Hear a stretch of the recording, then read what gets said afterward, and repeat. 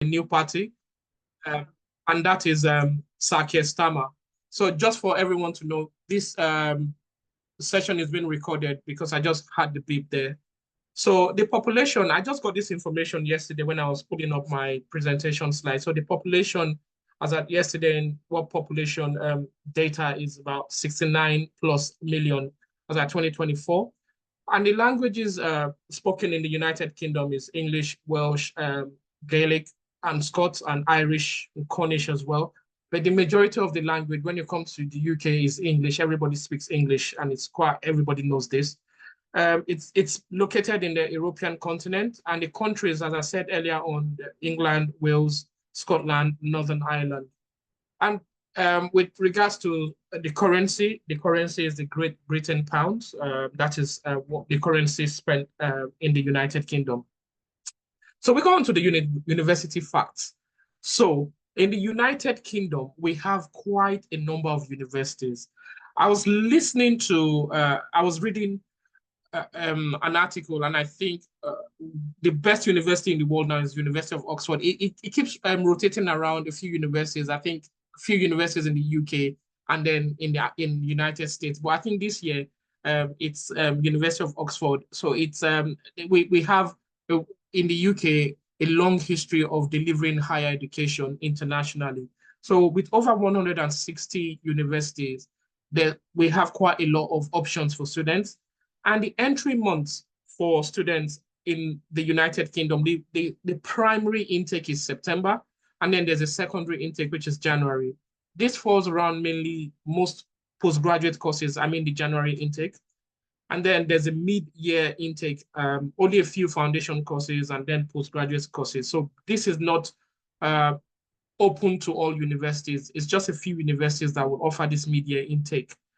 Although we work with these universities. So if you're interested, please contact Ife. Ife will be talking to you about that. So the course of delivery language is English language.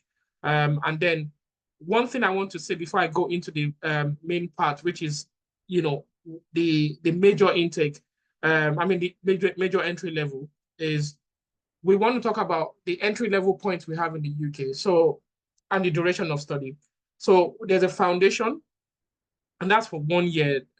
Mainly if you're listening to us from Nigeria, I know in Nigeria, the highest qualification we get most times, majority is year 12, which is the WAEC, after completing your senior secondary school. So when you complete this qualification, you might not be able to go directly to an undergraduate program. I know this is different across different countries, but in the UK, you can come into foundation. I want to make a justification here just so for you to understand what I mean. So in Nigeria, the reason we study for 4 years compared to the UK that we study for 3 years is because in Nigeria, students don't study A-levels. Majority of the students don't study A-level, if I would kind of correct that. So but when you now apply for your JAM, that allows you then go into the university when you get the right score. And then your year one is seen as kind of that bridge entry year that allows you to understand what you need to do before going into year two. So that's why in the UK, if you want to come to the UK, you might need to do a foundation year. But for the undergraduate, it's 3 years. And the reason is for most courses, when I moved to the UK, I was surprised because in Nigeria, for example, if you want to study law, you'll be studying for at least 5 years. But in the UK, you're going to study for 3 years, but you're going to do other exam. That is for law. So, but the standard duration is 3 years because you've actually done your A level. So you must have either done the AS level leading to A level, and then that will allow you pick a university to study. But for Nigerian students coming in, so you either do a foundation or you do a 4-year program that also has foundation. And then we have what we call the pre-masters year. This entry point, they are for students, it's meant for students that at any point in time did not graduate with a minimum of a 2.2 as required in the UK. So that would allow you bridge the course. So it's similar to kind of foundation, but at postgraduate level. So there's the postgraduate course we have in the UK is for 1 year as well. So when you study, in some courses offer 2 years. It depends. It depends on, for example, if there's a placement here, and the PhD is for 3 years. So this the university fun facts that I'm presenting to you with regards to the UK. Now, undergraduate entry level. So I decided to just use undergraduate. The next slide will also talk about postgraduate. So what you need to study in the UK. So majority of the universities in the UK, as I mentioned, 160 plus. Majority of them would not need you to write maybe an English test like IELTS or whatever. So they accept your WAEC or NECO, bearing in mind that that is for your English language. So you would need that. So you will need a minimum of C6. Then you need one of these qualifications, your A-level or OND, or you must have completed year one at a Nigerian university with a minimum of 2.2 grade. So if I cast your mind back to what I said earlier on, the reason why we study for 4 years in the UK, in Nigeria, is because we've not done that A-level thing. So when you do that 1 year in university, your year one, it is seen as you've completed something equivalent to A-level. So it is accepted in the UK. And then some universities, some students still go on to do international baccalaureate or a recognized foundation course. So if you have any of these plus your WAEC, that would be great. Then your passport data page, a personal statement. I'm happy if I mentioned that someone will be talking about personal statement, although I also support students with personal statement as well. But the way I work is I allow students to engage it first, and then we have like a feedback session. But I'm happy someone will be talking about that today. On a recommended letterhead, you have a testimonial or reference recommendation. On a letterhead or a testimonial. So you can get that from your head teacher, from your class teacher. That would be great. And then your details, like full details, if you want to apply, because for example, if you want to apply, somebody will be doing this for you, and then we need all this information to support you with the application. Now to postgraduate entry requirements. So we need a transcript, your degree certificate, your passport data page, CV. CV should show, because as a postgraduate student, maybe you would have started working, but it will show your email, your home address, phone number, information like this, just to know about, just to have more information about you.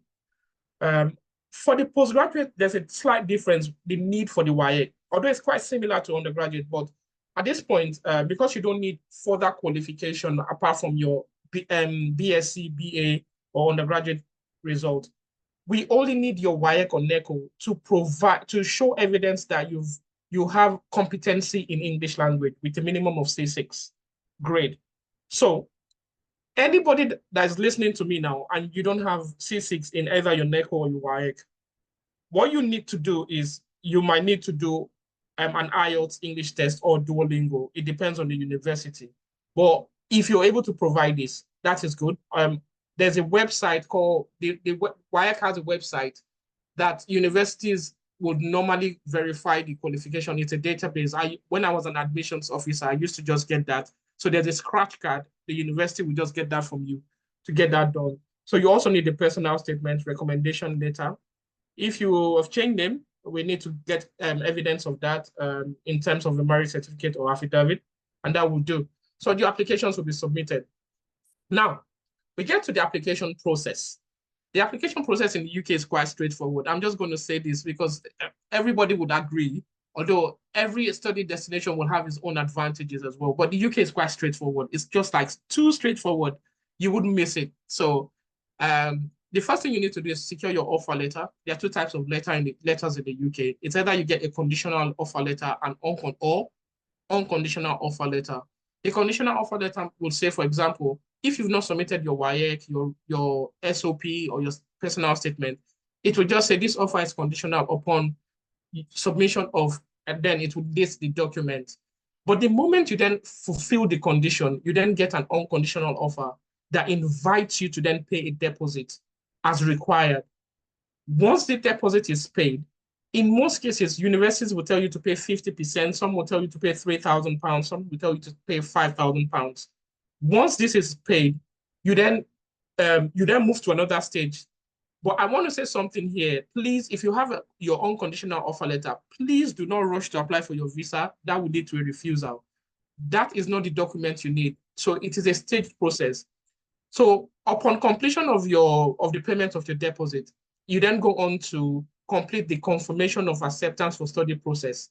So this is the most important document when you're applying to study in the UK. It is a document that links you to UKVI and also shows that your university is sponsoring you to study in the UK. But your university would issue it.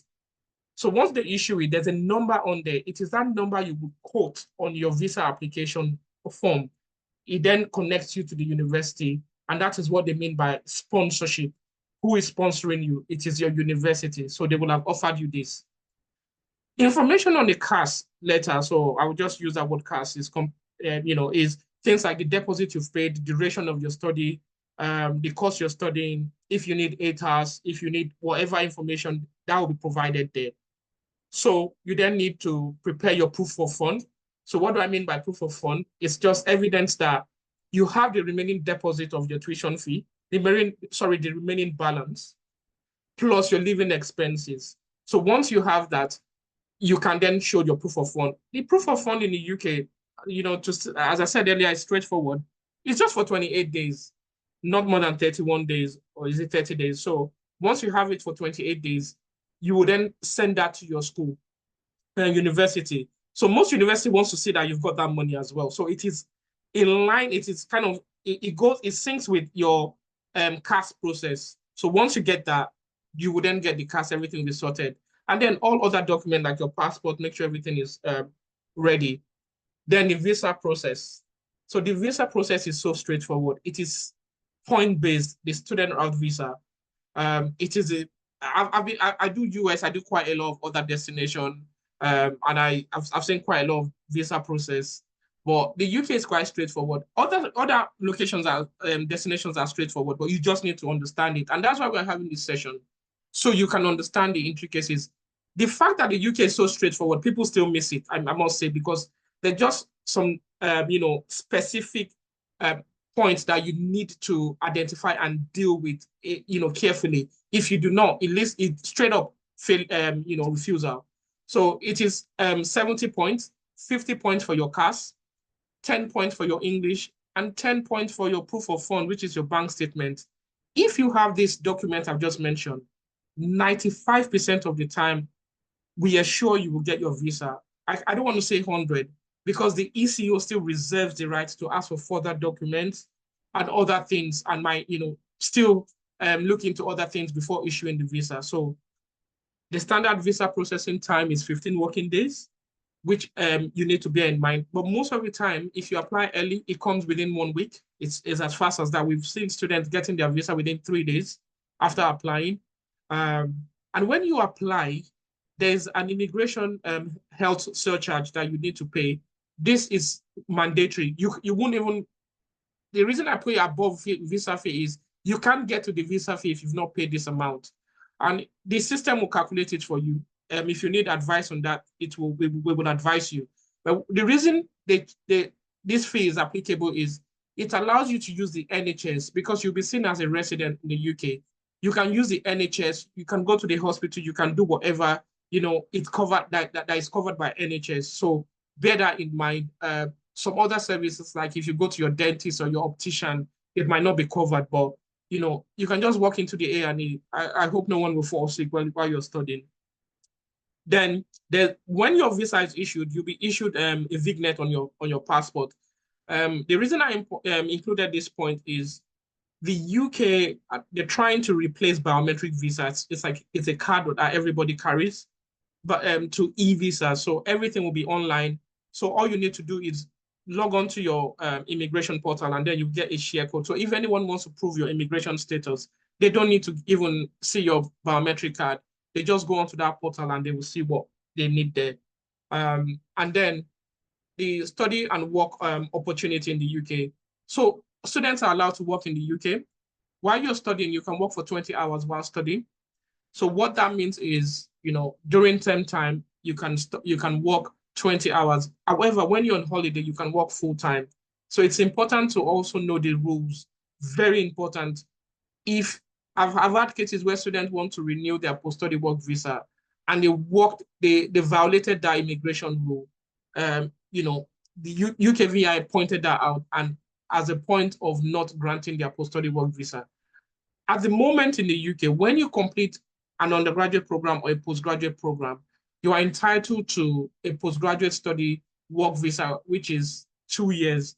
So when you get this, you don't need to get a job to apply for this. It is standard as an international student. According to the immigration rules, you are entitled to that. So you would then get that.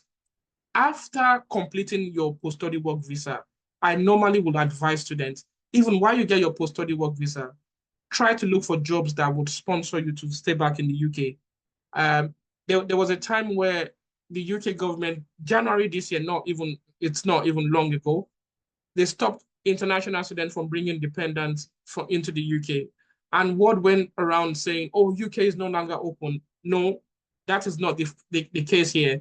The UK is still open. If, for example, you're into health, you're into IT, you're a cybersecurity expert, you're a data analyst, there are companies that are still sponsoring students left, right, and center. You just need to find the right company. And the good thing UKVI has done is there's a website on the UKVI website where you can actually search for companies that do have the right to sponsor workers. It's just similar to students. Your university is sponsoring you. Then the companies too will sponsor you to work. So the last thing I would say here, say for example, you get a company to sponsor you to work, say for 5 years. When you work with that company for 5 years, after 5 years, you then become a full resident of the UK, of the United Kingdom. You get your indefinite leave to remain. After that, all things being equal, you fulfilled all immigration requirements and the law still remains what it is as required. Then you then move on to your indefinite leave to remain. A year after that, you can naturalize to become a British citizen. And then you get your British passport. It is a very straightforward process. However, you need to contribute to the economy as well, and you need to get a very good job that we give you, like, because you're not expected to rely on the state. They expect you to come contribute your own quota, and then the state would also give you the the peace of mind you want, or the better life you want, as if I'm allowed to say that. And you just enjoy your hard work, what you've done over the years. So it's very, very important, if there are questions, things about studying in the UK, I know you put it in the chat. And then I've come to the end of the presentation. Thank you so much, Ife. So if I could just this is the end of the presentation for UK. So I know from the email I got, I have 10 minutes to do the whole presentation. So I've tried as much as possible to cover everything. But if you have questions and you want me to clarify anything, please feel free. Put that in the chat, and then maybe the moderator will read that out to me. Thank you so much, Ife. Thank you so much, Tolani. Thank you. I really appreciate the insightful and very educative presentation. Thank you so much for that powerful one. Yes. So I can see that we are growing in terms of attendees. Please keep sharing this link. Tell people to register. And let me tell you one thing. We are still bringing in Bobby. Bobby is the Chief Growth Officer of Passage, which is a loan company here in Canada that grants international student loan. They give loan to international students. So please don't be in a rush to leave. We still have series of speakers that will be joining, and they will be sharing more insight on your study abroad journey. So don't be in a rush to leave, please. There's still a lot to learn, and I believe that you have a good time this evening or this morning, as the case may be. If you have any question for Tolani, please feel free to drop it in the Q&A box, not in the chat box, please. Everything is working now. The chat box is working. The Q&A box is working. So feel free to drop your questions in the Q&A box. Don't use the chat box. Yeah, I can see someone that's doing some webinar chat.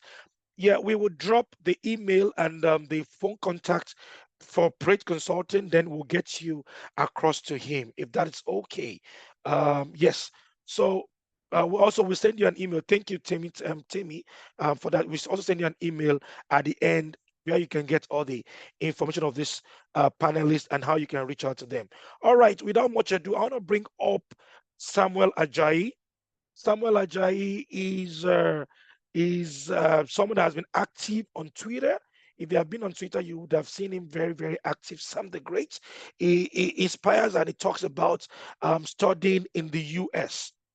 So he has a huge follower on Twitter, and I believe he would do justice to studying in the US.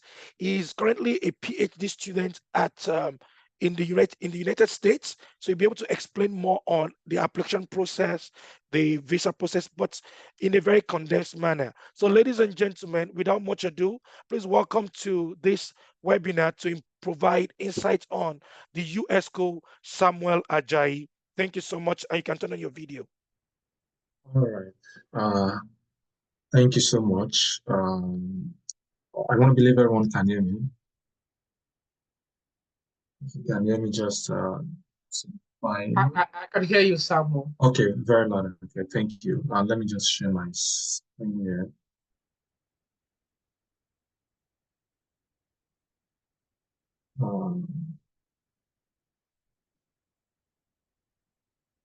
Okay, can you see my screen? Yes, I can see your screen. Okay. Good. All right. So I have 10 minutes. I'll try to work within that time. All right. Thank you so much for the invitation. I'll be talking about studying in the United States.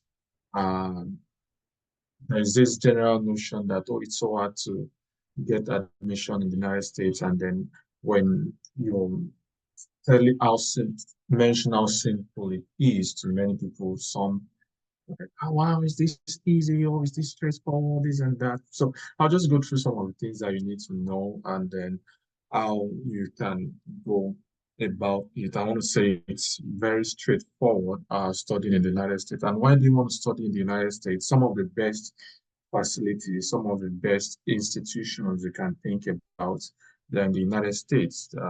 You have research facilities in all over 3,000 universities you can find in the United States. So, and that's a big deal because talk about over 3,000 universities, each of them having their own specific kind of fund, each of them having their own specific kind of research activity, which is very unique to them, unique to different schools.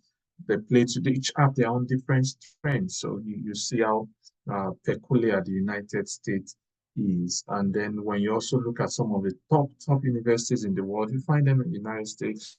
Some even private, you find them doing very well in the United States. So how do you go through the application process? Now I'll just go straight into it so that the screen that is shown, is it the one where the screen is shared, where it shows the next slide, or just the normal screen that shows the application process? I just want to be sure. We are seeing the application process and it's showing search for schools, understand requirements. Okay, good. Because sometimes I have a double screen and then sometimes Zoom acts very well. All right, so the very first thing you want to do if you're applying to the United States, the first thing is you want to be able to search out for the schools. Okay, and as I've said, there are over 3,000 schools in the United States, and that can be a problem, but it's also a blessing because you are most likely to find the course you are looking for and also to find that they have funding for you. So there's a very high probability that you'll be able to find something like that. So you have to be able to search for this. And that's a big work, okay? And I find it surprising that many don't even know how to search for schools. Using Google for many people, it's a lot of trouble in searching for this school. So one of the things I did in tackling this to make a YouTube video and start using courses that people find difficult as an example to practicalize, to demonstrate. I did some of those videos. I used fine arts. I did an example searching for fine arts, funding in fine arts, and to search out for schools that have funding in fine arts. And I found a lot of schools for fine arts. If I had some people apply, but I know someone who is doing something like that in one of these schools. So you have to be able to search out for schools. You have to be able to use the keywords. And why do you need to search for schools? Number one, you want to understand their requirements. What do they require of you? You're interested in doing, let's say, chemistry, polymer chemistry, and you are looking for schools that do polymer chemistry. So in searching for schools, you don't just type polymer PhD in Google. You most likely will not find the right result. Just search for chemistry, okay? And once you get the link for each school, go through their research activities, their um, research units and the likes, the research project, and see if they have the research you're interested in. Form an Excel sheet, put all those schools there, and then say, oh, this one has my research area, this one has it. You want to start that way. You want to understand their requirements. What do they require of me? Do they require GRE? Do they require TOEFL? Do they require you doing West evaluation? Do they require a certain CGPA? You want to know if you qualify or not. So you want to be able to understand those requirements. And if you need to write exam, you want to be able to write it ahead of time. Okay. For example, if the school requires GRE, then you have to know that you need a 3 months preparation at least to be able to write that GRE. You prepare for GRE, you write it, and then after writing it, of course, you need a good result, and then you're able to submit it ahead of time. If they need West evaluation, you want to be able to evaluate your transcript. That means you prepare time too to be able to get your transcript from your school, get it mailed to West, and then get it evaluated and the likes. You want to be to prepare ahead of time for your what do you call it? For your recommenders, referee statement, recommenders letter, recommendation letter, for them to write for you, because US schools will require you to get at least 3 recommendation letters. And mostly you will get these recommendation letters from your past lecturers, your advisors, your supervisors, and the likes. So these are the things you want to be able to do, and you have to start ahead of time. If I tell people most times you need like 1 hour ahead, you need 1 year, you have to start projecting 1 year ahead of time. So if you're interested in entering in fall of 2025, of course, people get into school also in spring, but for most international students, fall is that time, which is around August. You need to start preparing now, and most school applications are open now. So you need to start searching, understanding the requirement. If you have to write GRE, prepared for 3 months so that you get it ready by November, and then you make your application November, December. Okay. You also need to understand how to write code emails. I've made different number of videos on that, how to write code emails, what to put, what not to put, and the likes. Code email simply means you are writing to the professor advisor, just asking them, just introducing yourself to them, and you want them to be an advisor for you. So that's what coding is simply means. Code there simply means that you guys don't have a relationship before, so to speak. So you want to be able to write them and then introduce yourself to them, show them the skills that you have, and then start interacting with them basically. And a lot of questions I've answered about code emails, and there are always the questions. You want to be able to craft a compelling SOP. Now, many people see SOP and just say, "Oh, it's just SOP, just statement of purpose." They don't really read it. No, they read it. Some of the things they really go through. In fact, a very beautiful statement of purpose can explain some things about your profile, and that will make the admission committee just hold on to you and say, "We want this guy." You want to craft a compelling statement of purpose. Beautiful stories, don't not too much. In fact, I also did a video on writing a statement of purpose, paragraph by paragraph, what you have to put in each of the paragraph. Because I've had people ask me, how do I put it? And of course, I used to I review a lot of SOP for people, and I've seen a lot of mistakes, things. I mean, you are doing chemistry, for example, and then you're applying for chemistry, even though we know you did tailoring as a part-time thing, but you're writing in your SOP that you also did tailoring. For what reason? Tailoring has no place in your statement of purpose for chemistry.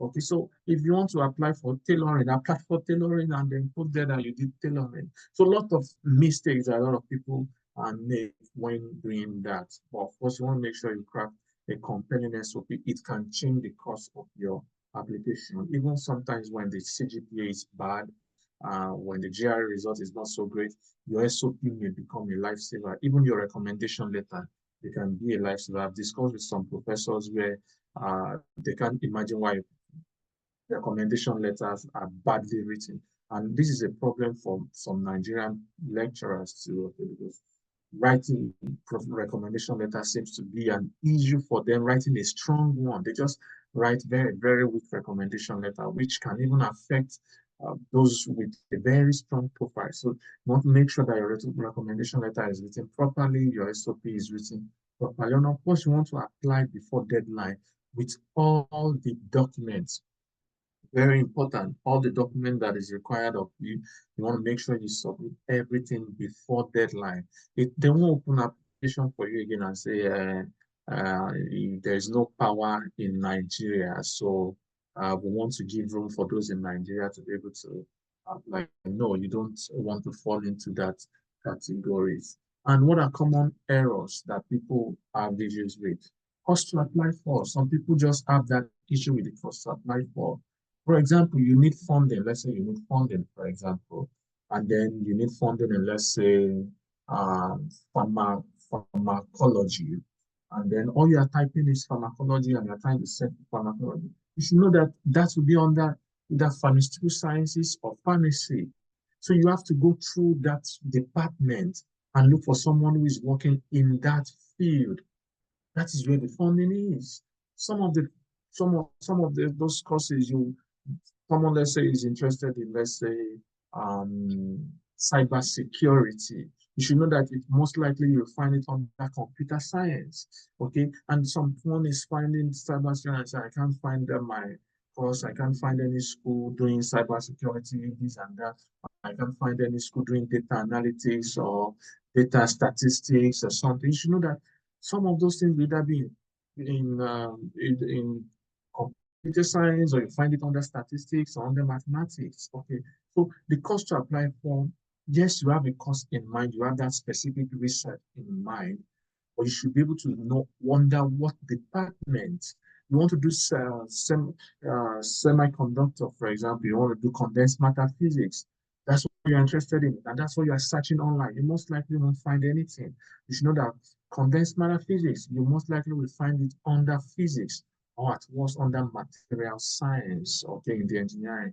Funding versus no funding, that's an error people make. So if you are interested in funding, there are schools that have funding you want to go for. There are schools that from the admission process, you will even see that they don't have funding. Where do you get the funding from? Is it through the department? Is it through the advisor?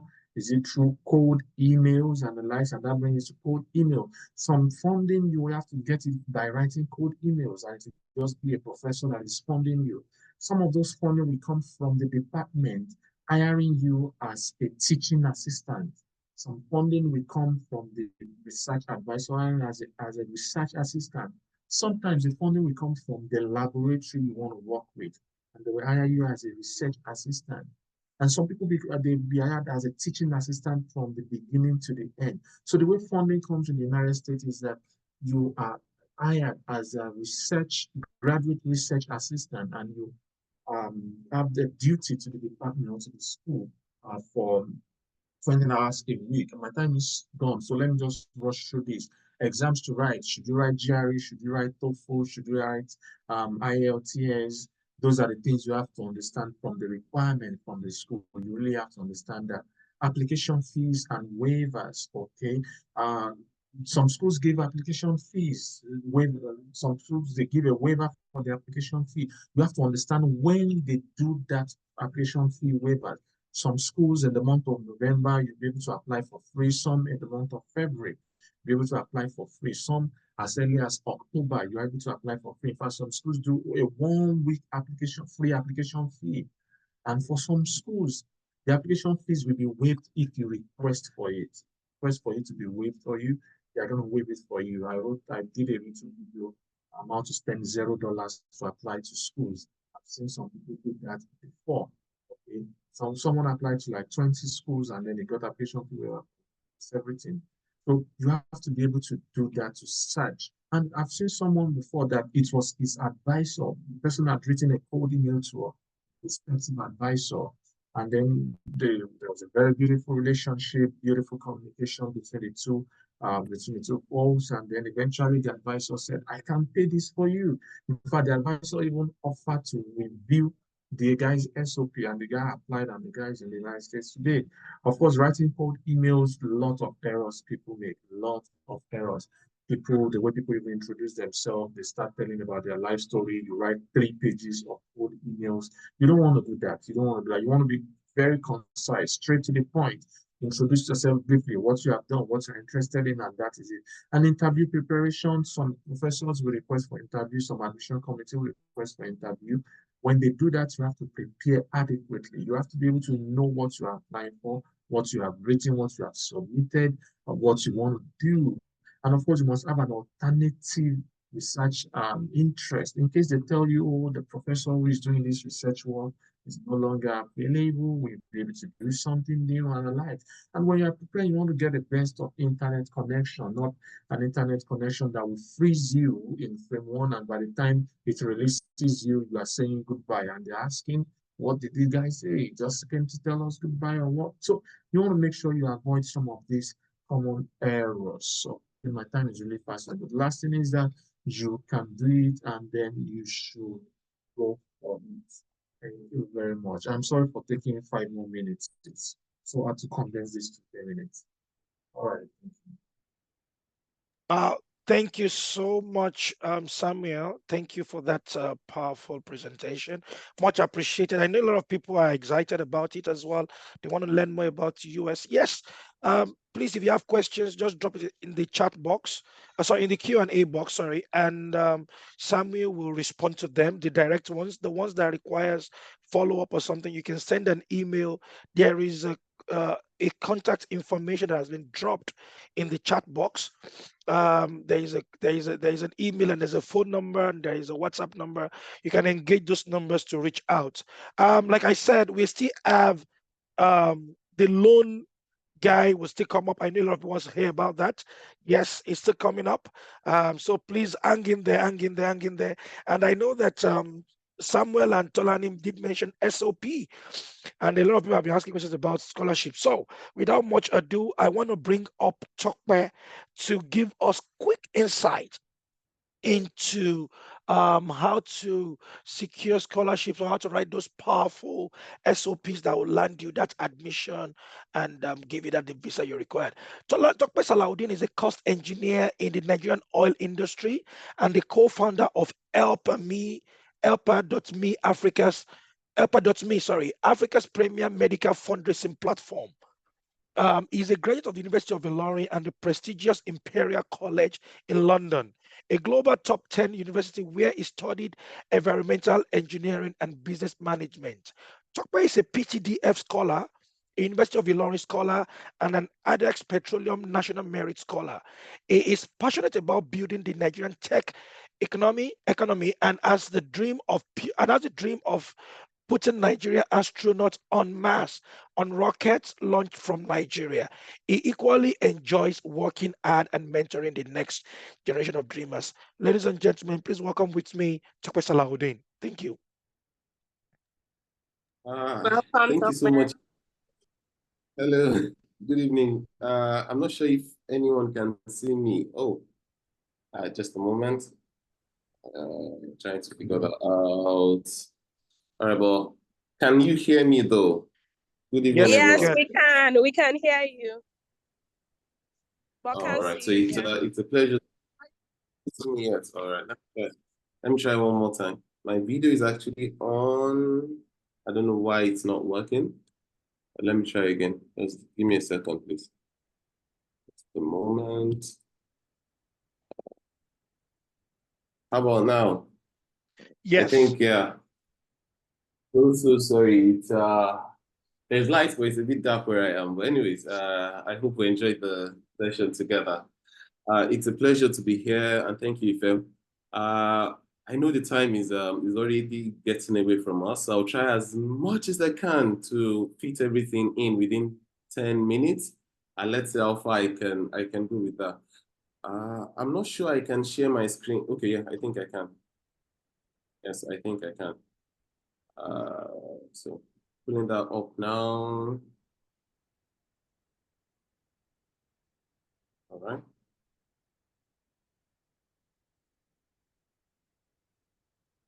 So while we're at it, so I've been asked today to speak about scholarships and how to write a killer SOP, if I could call it that.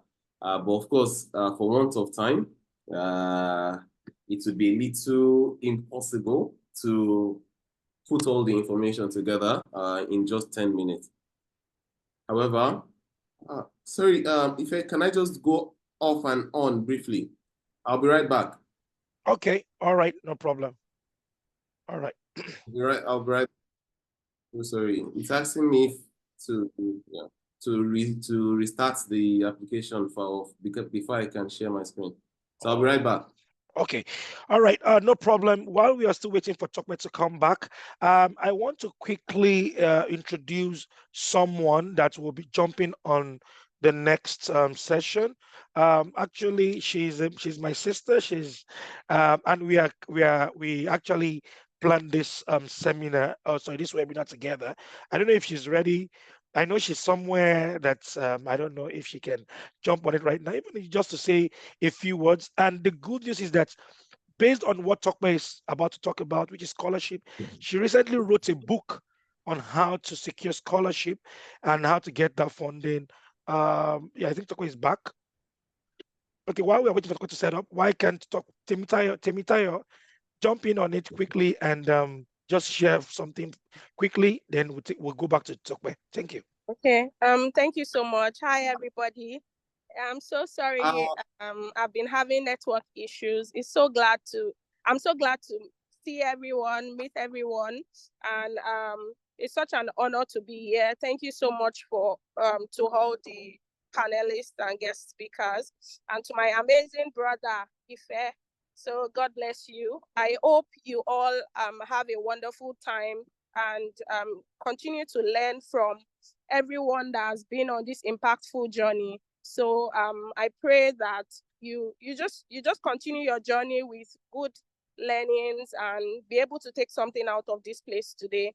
So yeah, and enjoy the rest of the session. And to my book, so I wrote a book recently, which is to be launched in the next 2 months. And we have people like Chioma, who is going to come and speak as well, Tokwe, who are contributors to the book.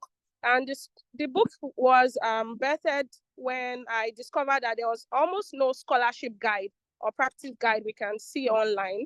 So I'll be happy to say more about it towards the end of the session. And Tokwe, please, over to you. Thank you. Hello, Temi. Thank you so much, Temi. It's always a pleasure hearing from you. I believe everyone can hear me, right? Yes, we can hear you. Can anyone hear me? All Yes. right, thank you. Yes, we can. So, all right, thank you. So I'm sharing my screen now. I believe you can see. Can you see the screen too? Yes. Oh, all right. Still good? Yes, yes.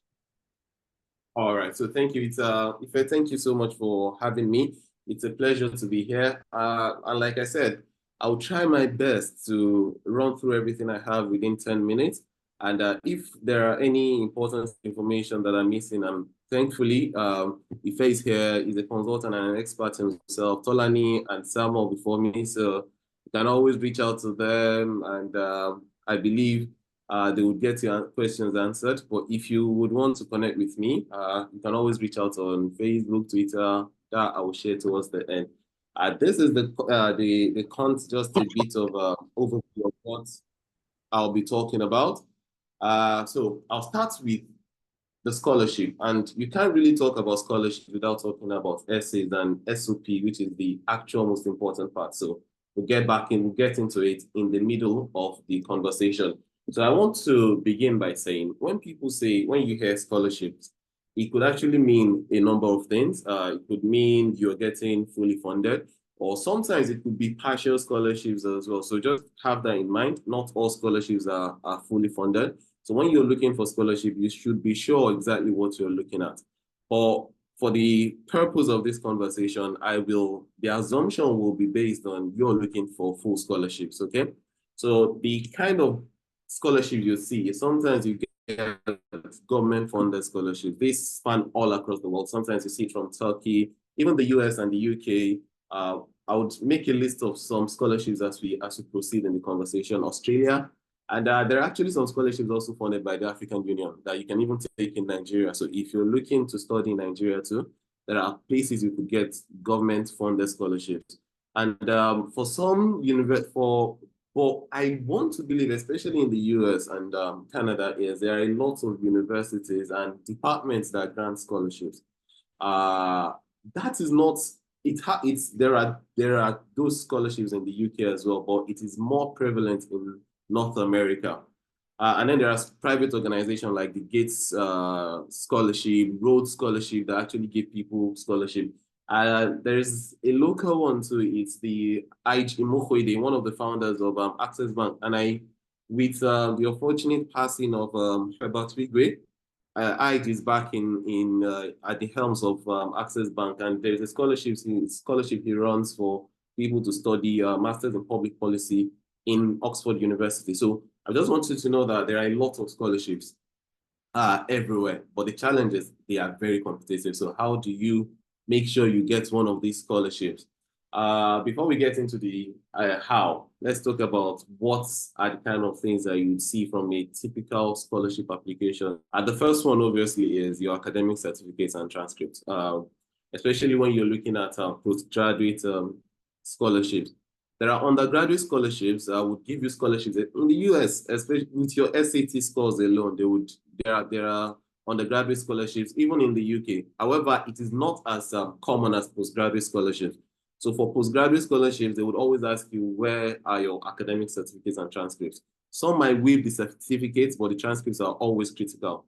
And then generally speaking, they might ask for your resume, just to have a background of who you are, or if you are who you claim to be.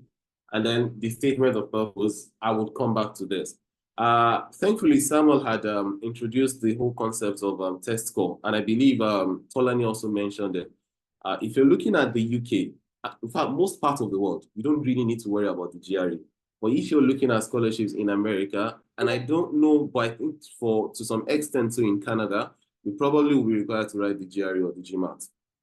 But in Europe, you could get away with not doing those. And your recommendation is absolutely critical. There is nobody that will give you scholarship or anything without some form of recommendation that this is a professor saying you are actually someone that I know, or someone vouching for you. And in addition to this, there are scholarships like the Chevening and some other ones that would require you to write essays. Some will require you to take tests, and some might require interviews. So just understand that there is no one size fits all for all scholarships, and be ready to adapt as it goes. And I put a star on the international passport because I feel if you're looking at scholarships abroad, at least you should have that one already now. So that's for the passports. And now we get to the meat of it, the writing a statement of purpose that I intentionally skipped initially.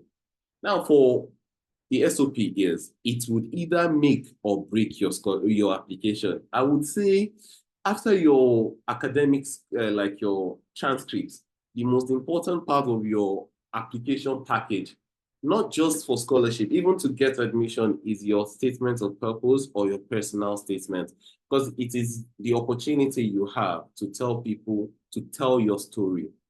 And I don't know if you understand, people connect to stories. How moving your story is will determine how much people are willing to bet on you, because essentially anyone giving you a scholarship is betting on you. They're not giving you scholarship just because they have too much money to just dole out. They're giving you a scholarship because they believe they are investing in your future. And if you're getting attached to a professor, they are giving you the scholarship because they believe you will do something to help themselves get ahead, maybe in their research or in their academic teaching or something. So tell your story. When you're writing your statement of purpose, I know it says statement of purpose, so please don't just write statement. Don't just write, I am Tope, I am looking for this scholarship so that I can become a story. stories is what.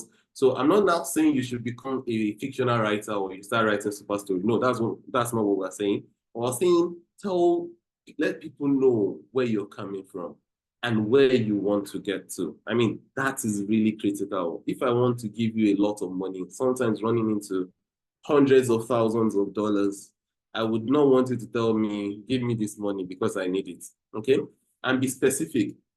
There is always a pull to want to just put high-level summaries because you're thinking, oh, maybe if I put this specific detail of how I went, for instance, if I had a crash in my 200 level, how I was able to get up again in my academics, you might think maybe the person will not like me, but that's exactly what they want. It's not just a high level.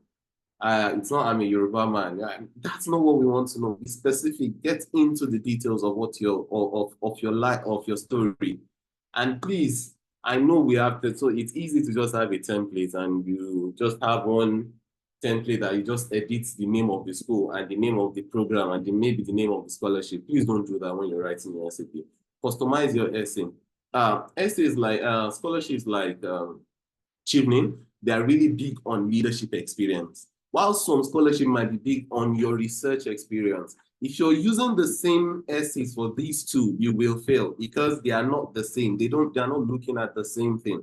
So please customize it per your essay per application. Please don't just have a template and just change as it's required. And then of course, please don't lie. It's aside the fact that it is ethically wrong to lie, it could actually hurt your application. No one would want to bet on a liar. I won't. At least I know for sure. I would not give $1,000 to a liar. So please don't lie and do your homework. Research the professor, research the school, research the scholarship. Make that research. Put in that time commitment. Put in that time commitment, like Samuel has said, Tonali has said, please put in that time commitment. And then you must tell them on why you are applying to the university or the scholarship because they are giving you money. But please, you need to tell them this is what I want to do, and this is how I believe it will help me get to the next level in my career. And this is what I bring to the table. And of course, please don't proofread. Take the time to proofread and edit. Don't submit essays with grammatical blunder. It doesn't help you, and it's a headache for the professor. I sure will not read past the second statement if I'm reading an SOP that is riddled with errors, typographical errors, grammatical errors, those kind of little things that could just be corrected if you have taken 2 minutes to look at it.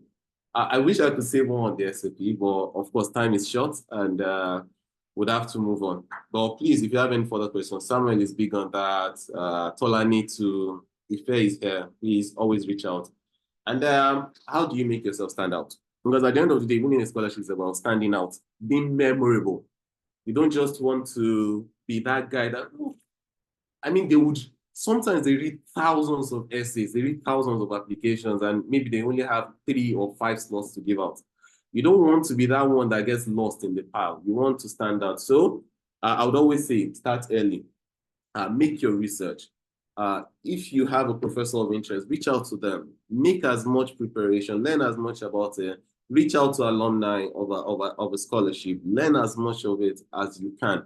Information is power. It will give you an edge. If you know they are looking for a specific thing, you would already be better than someone that does not have that information. So please learn as much about it as you can. Have a mentor. Thankfully, this entire panel is a host of mentors you can reach out to. Please have mentors and speak to alumni of the scholarship. That would give you an edge. It should be your unfair advantage. And if you are an undergraduate, please get a GPA that is competitive. Please, life is competitive. Don't graduate to 2.5 over 5 and expect that people would run with even first class graduates find it hard these days. So please, if you're still an undergraduate, there's still a chance. If you're in secondary school, even better. Please get as competitive a GPA as you can. And your extracurricular activities, your leadership experience would also go a long way. It could be part of your story, that you're not just a bookworm, you're also doing other things for your community. And if you're especially applying to PhD, please write papers, get published. Your master's thesis is a very good way to get published, and volunteering also works as well. So these are just, like I said, I would not just want to just dole out the information. I would also want to give like a sample that you could apply to. I would always put PTDF first because I am a beneficiary of that. So I don't care what anyone else says. PTDF is the best in the world. The PTDF scholarship is a very good, the overseas scholarship scheme is a really good way to get that foot in the door. It sponsored my study to Imperial, and I'm always grateful. It changed the tangent of my life. And I believe that's one way to do it. Another one is the Gates Scholarship at the University of Cambridge. You have this Commonwealth. All these are in the UK. Okay, all these are in the UK.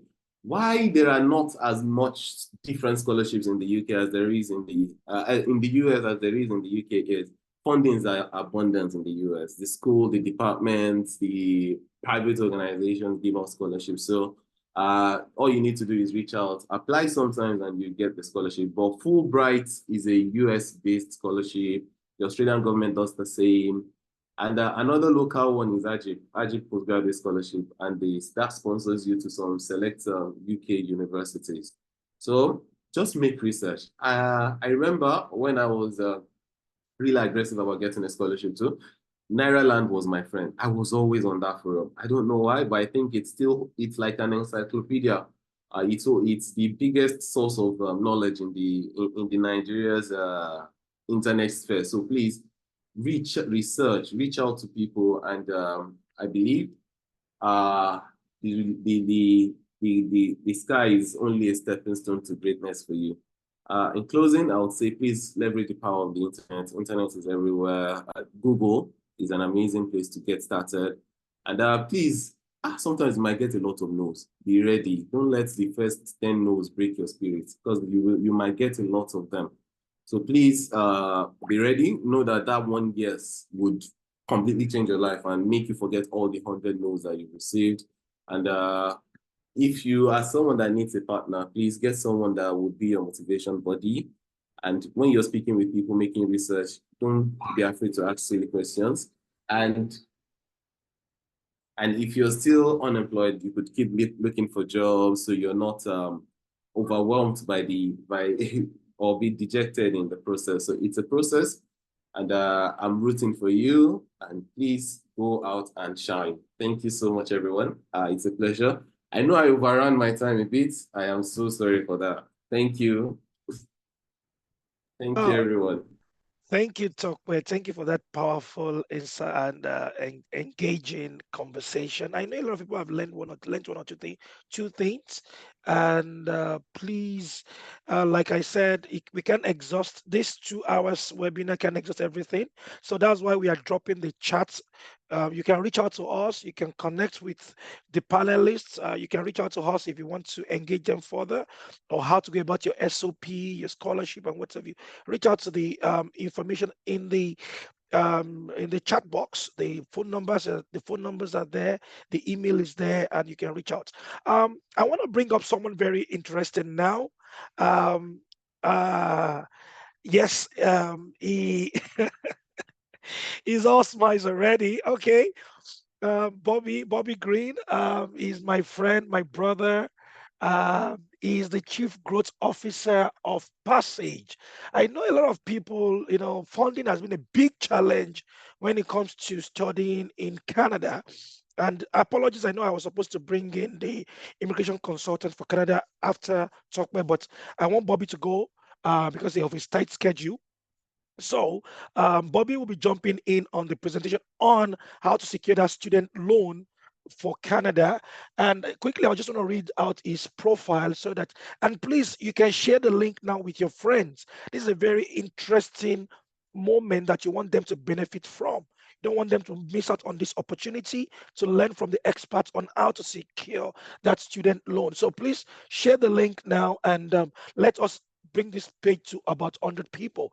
So Bobby Green is an entrepreneurial leader with a knack for strategic growth and product innovation, with previous roles including Director of Strategy at Apply Board, where he developed new product lines and led investments and acquisitions. Bobby also co-founded and operated Amina Health, a Series A consumer medical diagnostic company.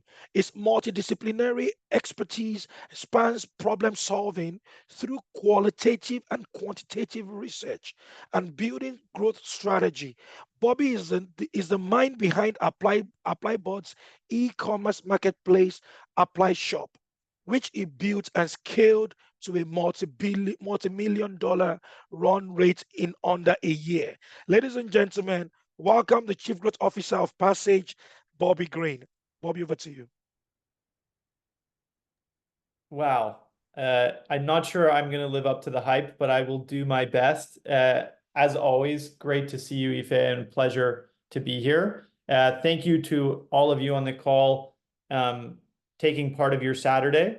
Fun story, I actually just got back. I was in Rwanda, Nigeria, Lagos, and Abuja for almost a month, and then just got back. I'm still next trip, I think I'll do better with the spicy food. But let me tell you, I had a couple of dishes that I think absolutely kicked my butt. Okay, so if you're okay with it, let me share my screen and I can go through kind of the core background of who we are at Passage, what we're doing, and how we can help your dreams come true, especially for studying in Canada. So some of the background Ife was generous enough to present was talking about who we are and kind of where we came from.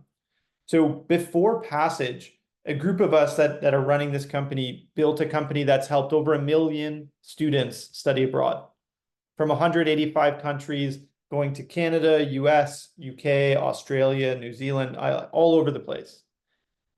As we were building this business, the world became much more clear that for almost every student around the world, it looks something like this. Mostly it's inaccessible. Unless you're coming from a family that are the top % wealthy wherever you are, it's really, really tough to come up with the money to access these better opportunities in the UK or anywhere else. Now, what we realized is if you're a nerd like we are, and you kind of go deep into your cave, you can actually figure out a way to bring the finance side and your knowledge of education, bring it together and allow us to do this. So our goal is to provide access to more and more deserving students. So maybe first, in our first couple of years, we'll take it where only the first 5% families can get access to 15 to 50%. And eventually we're going to keep going until we can finance every deserving student on planet Earth. I don't care if you're coming to Canada, Taipei, Tunisia, or Tangier, okay? If you're a deserving student and you're ambitious and you want to pursue education and better opportunities, we will fund you going anywhere. Okay, that's where Passage is going, and that's our dream and what I get up and try to find out how to do every day. Now, something that's really important, and Ife can attest to this, I'm 24/7 on this business, okay? When you come in our office, there is a huge TV screen that shows this countdown timer. This countdown timer is basically a countdown for us that says our goal was by 2030, we want to make it so that there's no student on planet Earth that cannot pursue better education opportunities because of money. Okay? Yeah, you still got to be a good student so a school will accept you, but there's never a point where money will be the thing that stops you. So imagine a big TV screen, you come in and you just see a countdown timer. That's how serious we take this. Every day we start meetings, the first thing we say is how much time do we have left? Okay?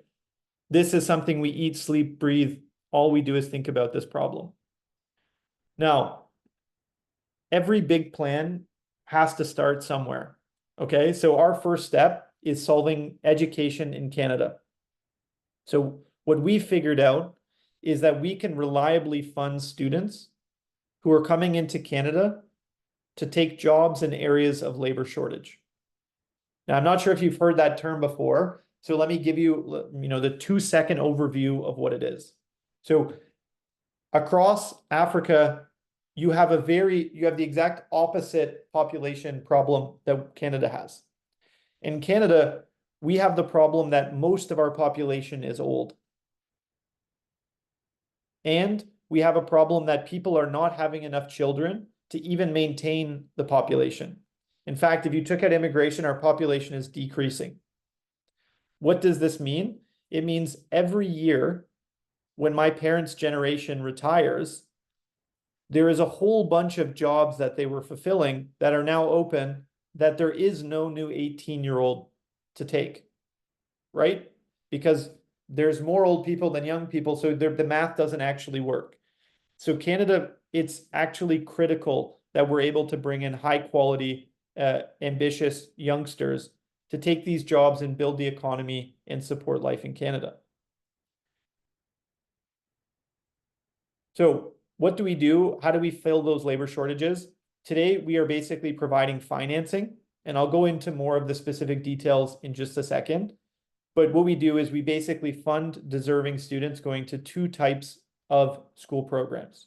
The first are master's programs at Canada's top universities.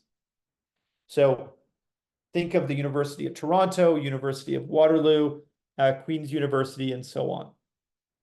Okay, so we fund students going to select master's programs, almost always in technical STEM programs. So think electrical engineering, computer science, applied mathematics, that kind of thing. We fund those programs because we see where students end up after those programs, and we see how successful they are. The second type of program we're funding are significantly more accessible to more people and more students. Okay, so our first phase of this is a partnership with George Brown College in the heart of downtown Toronto. So we're really excited that we're building in partnership with George Brown, rebuilding the entire way the school admission process works. So we're rebuilding how they do school admissions, we're connecting it with the loan, and we're doing this really, really closely together. And something that's really crazy, maybe you don't know how crazy this is, but for a public college to have a full web page dedicated to you is really, really hard to do in Canada. Okay, so while we are going to have more colleges that we support in the near future, the reason why we decided to start with George Brown College is for three reasons. Number one, when we looked at the data, we saw that this college is producing the best student outcomes in terms of the likelihood of getting a job, the salary that students get, and the chance of getting permanent residency down the line was the highest from George Brown graduates versus any other public college. The second reason is they've let us help them rebuild some parts of their technology so we can do admissions very fast. And this makes the experience better for you and for our partners. Last but not least, the third reason why we're working with George Brown is because they're in the heart of downtown Toronto. It's also where I know there are jobs available. Okay, so I know a lot of students need to work part-time to support their costs while they're in Canada, and there's no better place than downtown Toronto for that kind of opportunity. So a high-level overview of the loan process, and again, if you're going to take this seriously, the best way to go about it is to reach out to Ife, the team at Prate, and they can help you go through the process. But just high level, if you're going to go to a master's program, you need to get accepted by the school, then you come to Passage for a loan. If you're going to go to a college, Prate partners with Passage, and we help you do everything from getting admission to getting funding to paying to arriving in school. Okay, so we do everything end to end together, whereas masters are a little different. So I'm going to pause for a second and talk about something that's very important that all of you understand. Our philosophy and how we're building this company was based on what we were seeing in the market. What we were seeing was that there are so many good, honest people helping students around the world, but at the same time, there are a bunch of people who are misleading students.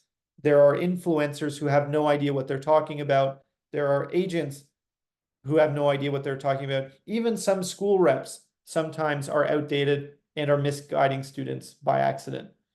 We realized that the only way to get students aware of what options were actually going to lead them to success in Canada was to make sure that Passage and the student are taking the risk together, right? What I mean by that is the way we are building Passage is the only way I can be successful as a business is if I'm very good at getting you into a good program, I'm very good at getting you a great job after school, and I'm very good at getting you permanent residency. Okay? In any situation where I can't do all three of those things, I am going to fail and I'm going to lose a lot of money. So in no situation do I have an incentive to mislead or to lie to you because I'm on the hook. I'm betting my money on you as a student directly. And so if anything happens to you, I'm not going to get repaid and I'm going to lose all my money. So let's go into the loan itself. So we will fund students up to 75,000 Canadian dollars. And we cover the full tuition and 1 year of living costs in Canada.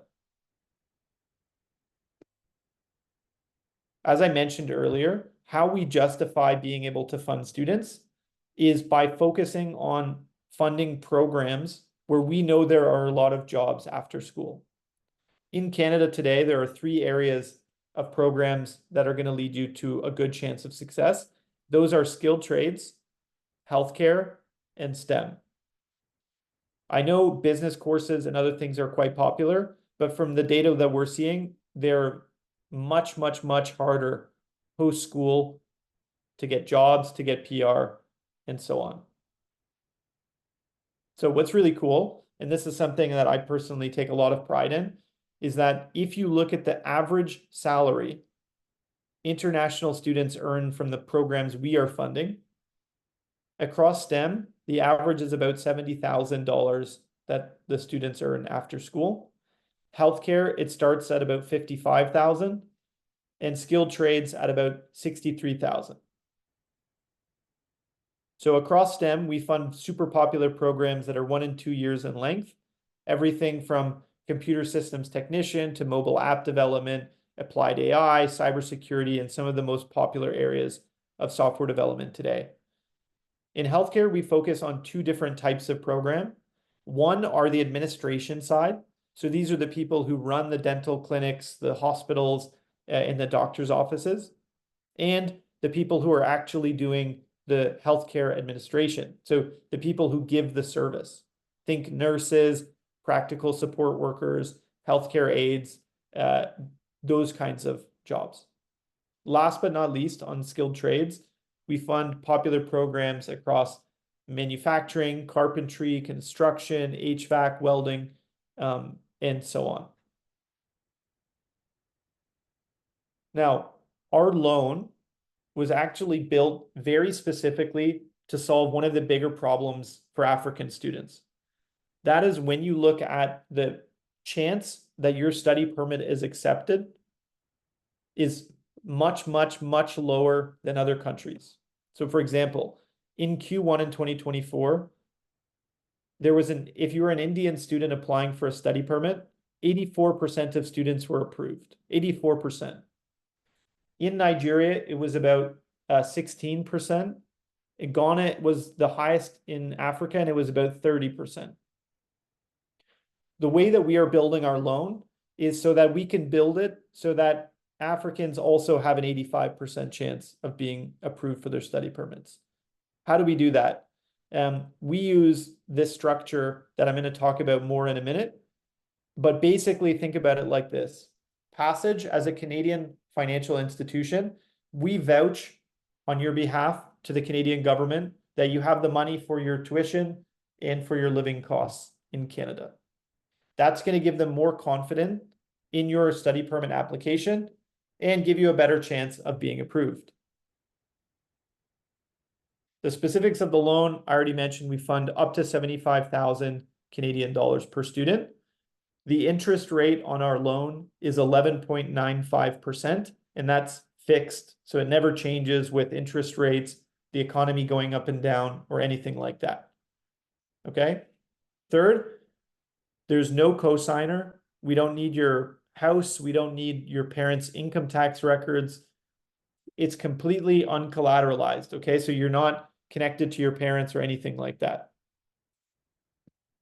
Students, on the base case, you have 7 years to make repayments. But what we do is we try to build as much flexibility into the loan as possible. This means if you have a sponsor back home in the UK or the US or Canada, or even after we get you a really good job here in Canada, you can earn enough money and you can repay faster. This will dramatically reduce the total amount of money or interest you'll pay passage. Okay, so you have 7 years to repay, but you can pay back much faster, and that's ultimately going to save you a lot of money. Okay, so loans are these very complicated things. There's all of these details, but the one thing I want you all to take away from this presentation today is something very simple. What does Passage do today? We reduce the amount of cash you need by 75%. Okay, so if you want to access quality education opportunities in Canada, we are going to reduce the amount of money you and your family need to come up with by 75%. That means today, what we need is you need to come up with 25% of the money for the program yourself. This is really important for us because it shows that you're a genuine student. What we can't have is students use Passage to get to Canada, then apply to be refugees or flee to the United States or do something else unsavory. So when we grant you and approve you for a loan, here's what happens. We're going to take the money for the tuition and we're going to pay the school directly on your behalf. Next, for living costs, you're going to arrive in Canada and you're going to open a Canadian bank account. You're going to tell me the bank account that you've opened, and then every month I'm going to deposit $1,720 in your account for 1 year. So just visually, what does this look like? Month 1, you arrive in Canada, you open a bank account, you say, hey, Bobby, here's my bank account. The next month, I'm going to put $1,720 into that account. The next month, $1,720 in that account, and so on for the first year. Now, this is going to help you afford rent, pay for your apartment, your food, your transportation, basic living expenses for you to be confident and comfortable in Canada. When does repayment start? This is a very common question I get, and this is an important one for you all to recognize. The way Passage does it is we start our monthly repayments 1 month after school begins. So imagine you were to come into Canada for the January intake. Your first monthly payment would be due in February. School starts January, first payment due February. Now, the reason why we do this is we actually figured out that you can make the payment much smaller. And that's actually going to allow you all to make your life will be a lot easier because the payments will be smaller. What we've seen from a lot of other providers, especially across India, is they delay the payment until after school, but then the payments are so large that people really struggle and they can't keep up. And even if they do get a good job, they live impossible lives to pay it back. What's actually better is because we know students are going to work part-time in Canada, you can actually make the payments so much lower by starting them earlier that you only need to work a day a week and you can easily repay us. That's a much better deal for you and for us, in my opinion.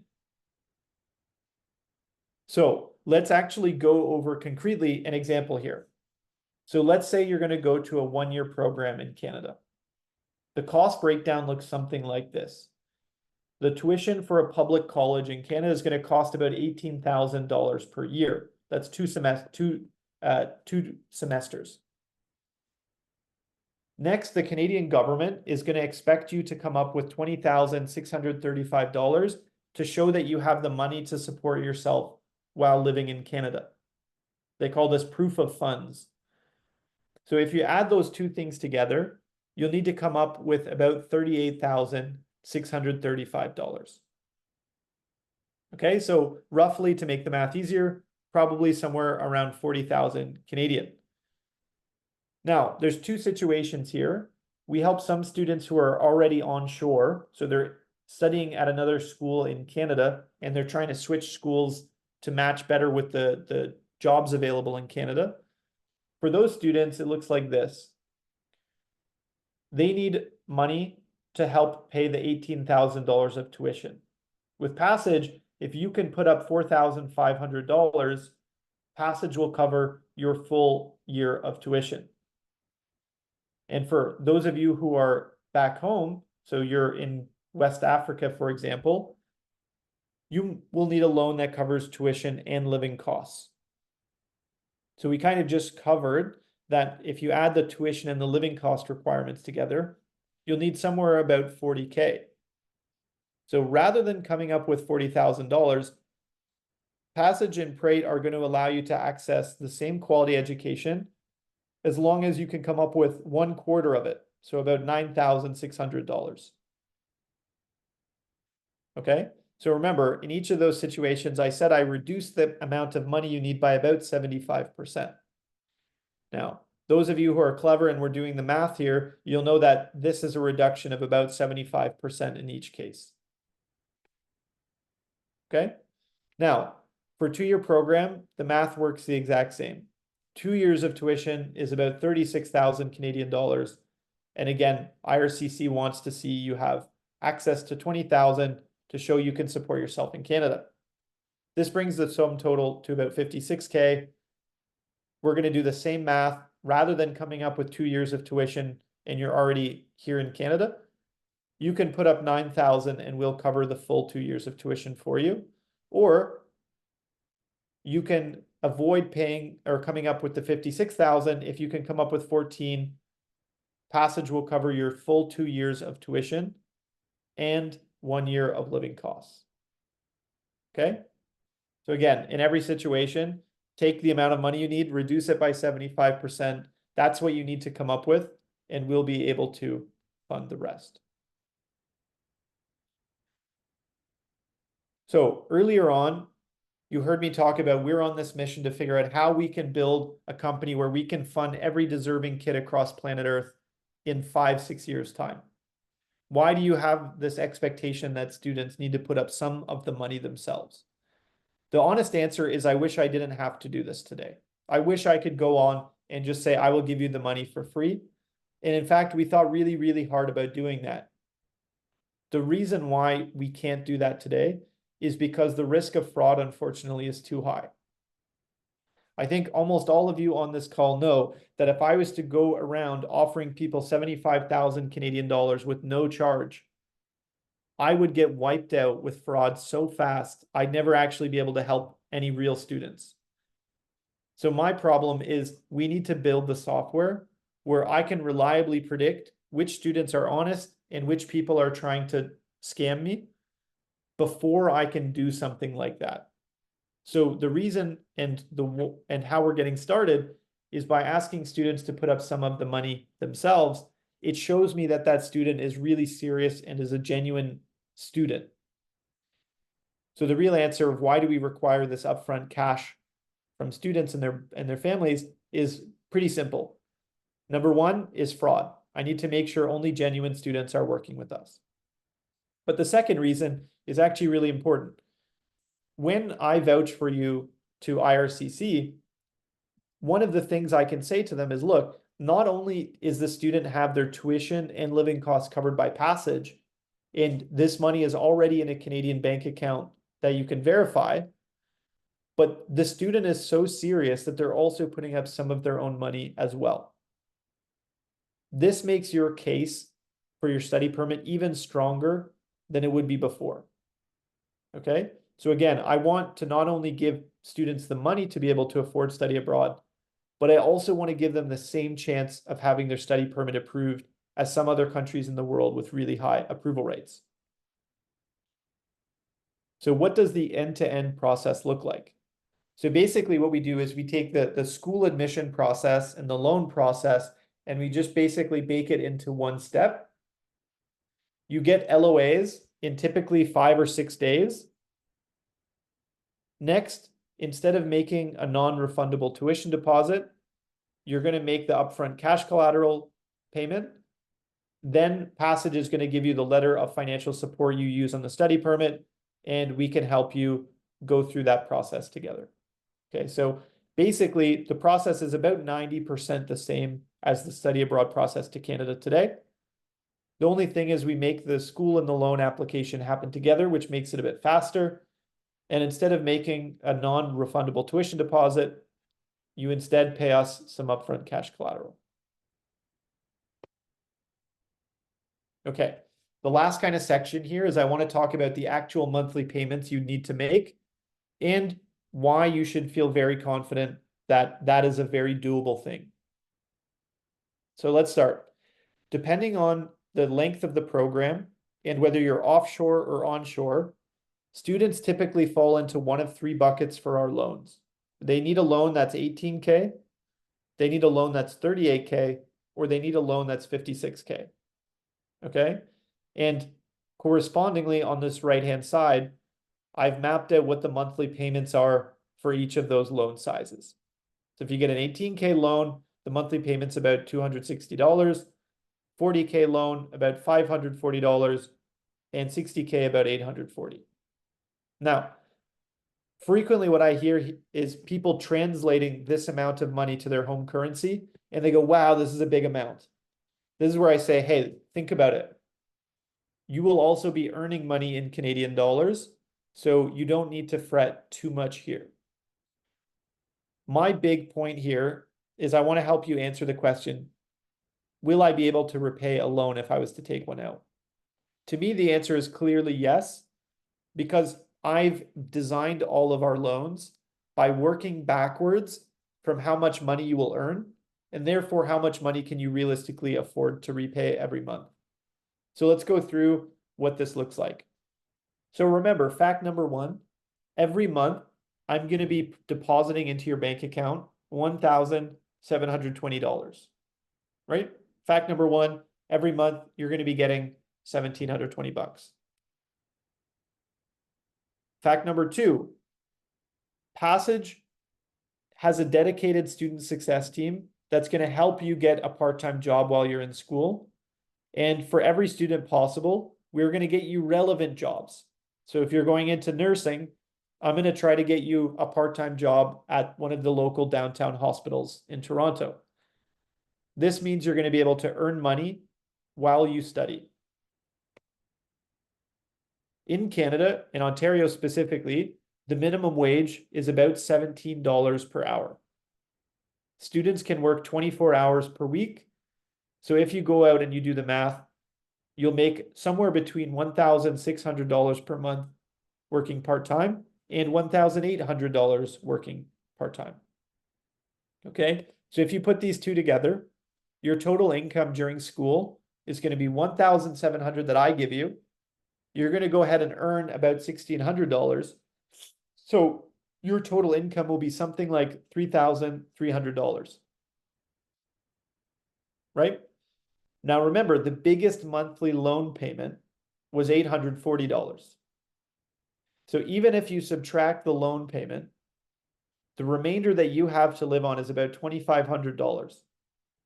This is really good news because students should not only be able to afford basic rent, food, transportation, you should actually be able to save some of this money so that over your first year, you're saving up a pool of $10,000 or $12,000 that you have for either a rainy day, something bad happens while you're in Canada, or it's money you can spend on living costs in year 2. That's going to allow you to focus on your studies and get a really good job after school.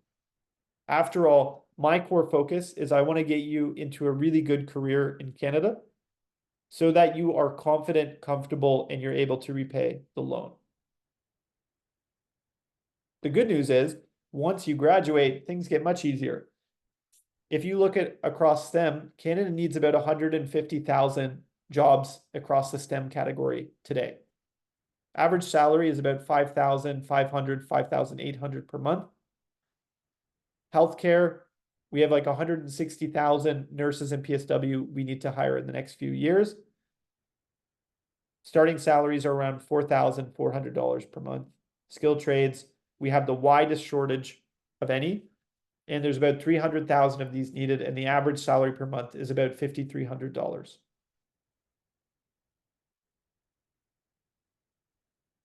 Okay, so I'm going to quickly end with maybe 2 points. The first is, these are the kind of core questions I get asked by students. Number one is, what happens if I don't get my visa? The answer is, we fully refund you as soon as you show us the proof of visa rejection. There's no fees, there's no penalties or anything like that associated. Okay, so you'll get all of your money back, no problem. Students ask, hey, is it realistic I can find an apartment or a place to live? The answer is absolutely yes. I've personally interviewed over 600 students at George Brown College, and I've verified that every single one of them was able to find a good place to live. But I will say that it takes time and planning, and this is not something you should leave 2 weeks before you try to come to Canada. 3, they ask me, what are the chances of actually securing a part-time job? Again, with all of those interviews with students, what I found is that every student who actually put the effort forward to get a part-time job was able to easily secure part-time work. So that's very good news. Those of you who are trying to think about your budget, you should be able to feel very confident that if you apply yourself, you're going to be able to get a part-time job in Toronto. Last but not least, students ask, what are my chances of getting permanent residency after school? Ife can attest to this, but Canada right now, there are paths that are very, very straightforward for permanent residency, and there are paths that are very, very hard. The good news is I only fund programs where I know that there is a permanent residency pathway after school. So think of it like this. I'm going to fund you. I'm going to get you into the right program. I'm going to get you your first great job after school. Now you're basically pointed directly at permanent residency as long as you continue to show up to work, do a good job. You have a very, very good chance of success in Canada. So I will stop there. I figure I've been talking enough, but what I would love is any questions anybody has, either something that didn't make sense or was unclear that you'd like me to explain again, or 2, any specific questions I can answer. I would be happy to spend some time with all of you and answer every question I possibly can. So please ask away. Thank you, Bobby. As you were talking, people were already asking questions in the chat box. So I was responding, sorry, not in the chat box, both in the chat box and in the Q&A box. I was responding to some of them because some of them are probably centered around things I know. Like, for example, one of the questions I just answered was from a student that asked, do you support undergraduate studies? And I said, yes, that he can reach out because the diploma program at George Brown College is at the undergraduate level. Yep, that's correct. Yeah, so the thing is, Bobby, maybe what we would do is, because I know that most of the questions I've responded to them, or some of them I've asked them to reach out to me, and I think your session is quite explanatory enough, like self-explanatory. You did good job. You're a good lecturer. You can actually lecture very well. So people don't really have much question, but for the ones that have already typed their questions, I've already answered them because it's a webinar. Amazing. They can't come in live to ask questions. They can only type it. Perfect. So that is the way it works. Thank you. Just want to say 1 or 2 things before I jump on to the next person, Bobby? No, absolutely. I just basically wanted to say, hey, if there are any obvious points that you know that students will be interested in, feel free to ask me. I can cover it. But I always say to students, the best way is for them to spend time with you. Reach out to Ife. He can help you go through all of the steps of what's the best program for you, the right pathway, and walk you through in depth how the financing works. And obviously we work hand in hand, so I'm here to support him. Thank you so much, Bobby. Thank you for that wonderful presentation. We've learned a lot. Like I said, please don't be in a rush to leave. We still have the Canadian immigration consultants jumping on right after in like a second or 2 minutes. Passage website. Yes, I will share it with you. Just one sec. So please bear with me. We have 2 more sessions. One with the person I'll be going on is the Canadian immigration consultant. And one thing we'll be emphasizing on are the trade subjects, because the trade subject is a cleaner and clearer pathway to PR. Whereas they even make, I was with Bobby yesterday, and some trade people earn as high as $65 an hour. I don't earn that. If I had a problem, I won't be doing this. So a lot of people don't take due advantage of trade courses. They think the way it is like back home. No. And don't worry, we'll be doing multiple sessions. We'll be doing another webinar. So be on the lookout for our emails.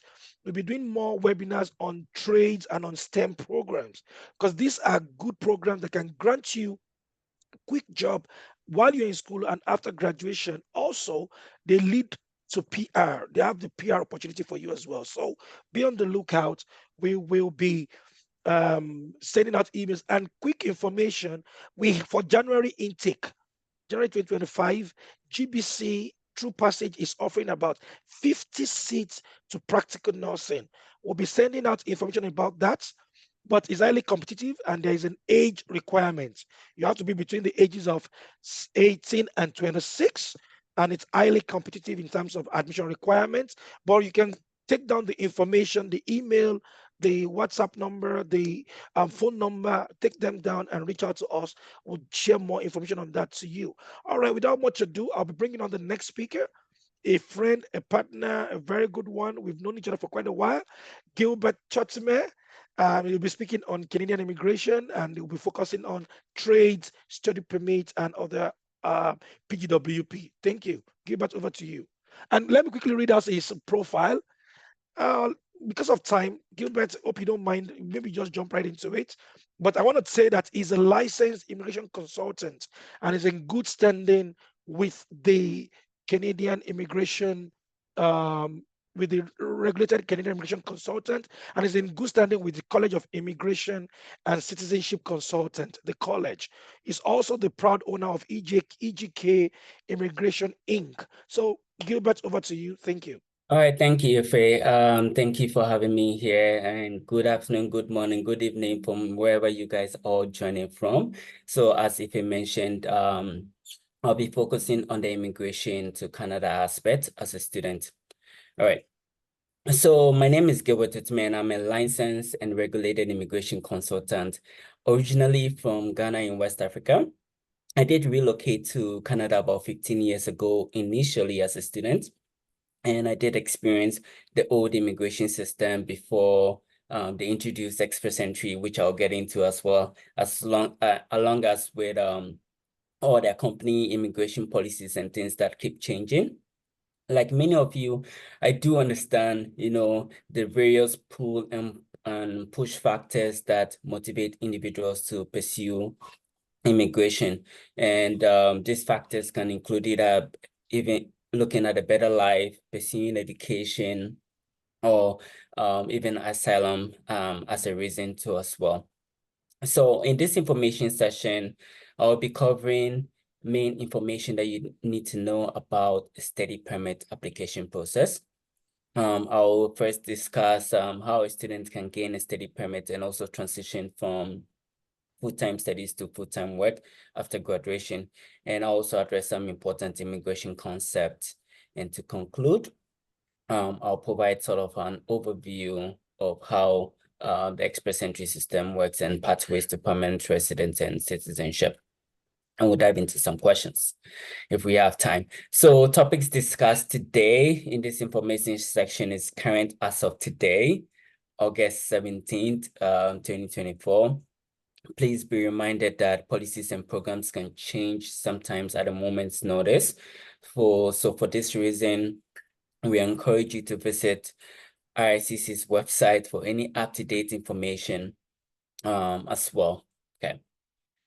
All right, so what do we do? Permanent residence, family sponsorship, study permit, but the main purpose of this webinar is to go through study permit application, temporary residence visa, TRV, and also work on and off campus, and then PGWP, and then co-op work permit. All right, so some important concept that you need to keep in mind immigration status wise, maintain status or entry requirements. So we'll talk first about letter of introduction. So this is a document sent from a visa office to sort of confirm approval of a study permit. So applicants have to present this letter when they arrive at the point of entry. And then you have the temporary residence visa. Sometimes you get either an S1 visa or a V1 visa. They're pretty much the same thing. But the temporary residence visa authorizes your entry into Canada. Without that, you'll not be able to board your flight. So it doesn't confer any status, the expiry date of the temporary residence visa doesn't impact your ability to, engage in certain activities. And I'll dive into a little bit of those details later on too as well. And then once you arrive in Canada, you're going to be issued a study permit or a work permit, depending on which type of application you applied for. There's some folks who have a different status or who are coming from a non-visa required country. You're going to have something called an ETA, which is electronic travel authorization. And that is automatically linked to your passport. Usually you find the ETA number or the validity in your letter of introduction too as well. Okay, so before you attempt any immigration process, you want to make sure that your passport is valid, right? Because study permit or visas can only be issued to up to the expiration date of your passport. So you want to make sure that it's valid for at least 10 years or 5 years, and you have enough validity on that passport. Let's say you applied for a study permit and your program is 4 years, but your passport is only valid for 1 year. It means you're only going to be given to the validity of your passport, which means when you arrive in Canada, you initially have to do a study permit extension and go through that process. All right, so let's talk about the steps of how to apply for a study permit. And there's technically 4 steps, but there's a lot more details in each of those steps that I'm going to outline there. So you have to gather your documents, complete the relevant application forms. You have to also complete biometrics or even sometimes a medical exams, depending on the country in which you're applying from. And also you have to always constantly monitor your RICC, account for any updates, requests, decisions, things like that. And finally, when you receive your final decision, you just need to make sure that you have those letters, and then you can travel and get to Canada. So there's different types of, there's 2 main types of applying for a study permit. Either you apply under the regular study permit stream, or you apply under the student direct stream. There's quite a difference, but if you're applying from certain countries, there's a list of countries that, so you have to make sure that you're part of that country list before you can apply under the student direct stream. The processing time is about 20 days. You're still going to need a letter of acceptance, a provincial attestation letter, proof of identity. So that is your passport, and financial support too as well. And then you have to get a GIC, which we'll talk about too. And then the regular student stream, which will be applicable for a lot of you folks applying from Africa. So typically it can take about 11 weeks. So when you're planning out your study permit application process, you need to know what the processing timeline will look like. And that changes all the time too. This is just an approximate timeline, but that could change to 4 weeks. That could change to 6 weeks, depending on the country in which you're applying from. And you still need to demonstrate the 4 items: letter of acceptance, attestation, proof of identity, and proof of financial support.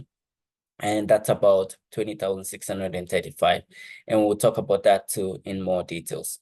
All right, so when we look at the major components of a study permit application, we are looking at letter of acceptance. You have to gain admission into an institution, right? Proof of financial ability, study plan, letter of explanation, and then the provincial attestation letter. So I'm going to dive into those 4 cornerstones in more details.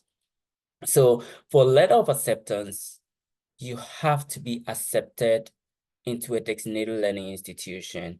You have to follow the admission process and get accepted. And then once you receive that letter acceptance, then you can start that study permit application process too as well. Most institutions would either give you a conditional acceptance or unconditional acceptance. In most cases, a conditional acceptance is okay to start that study permit application process, right? And also a study plan is very crucial, right? I would explain, a study plan, and we had other panelists who talked about an SOP, what does it mean, what details need to go into that, etc. So we'll talk about that too as well. So for proof of funds, if you're applying under the student direct stream, you're going to need something called a guaranteed investment certificate, GIC for short. So it's a Canadian investment that has a guarantee rate of return for a fixed period of time. And many banks offer different types of GICs. So if you're applying under the student direct stream, you can do a little bit research and find out if that criteria fits you as well. So after you arrive in Canada, you need to confirm your identity with a GIC bank, and they'll release those funds to you, depending on what criteria you signed up for. So you want to take a look at that too as well. Now, for the regular stream, which a lot of folks do apply under, you have to be prepared to demonstrate that you have at least 1 year of tuition, and a minimum of 20,635 for your first year of living expenses, right? If you are coming with additional family members, you have to demonstrate more than that. So just keep that in mind as well. So typically, you have to think about, your education, right? So the government changed the rules. It used to be 10,000. Now that changed to 20,635. So this is where you have to discuss your finances with your family, whoever is sponsoring you, to determine, how you're going to sponsor your education in Canada, right? We had an amazing presentation from Passage as to how they can help you succeed that. So if that's one avenue you want to take advantage of, you will need to reach out to them and follow their eligibility criteria too as well. So you need to also demonstrate, the documents that you are submitting to RICC, right? So you need to demonstrate, and explain the proof of funds that you're demonstrating to RICC. So if it's coming from your own personal bank account, or a family member who is sponsoring you, they have to sort of prove where those funds are coming from, right? So preferably it has to be a letter from the bank, or, notarized letter indicating that this source of funds are in the bank account, and that's what is going to be used to support your education in Canada.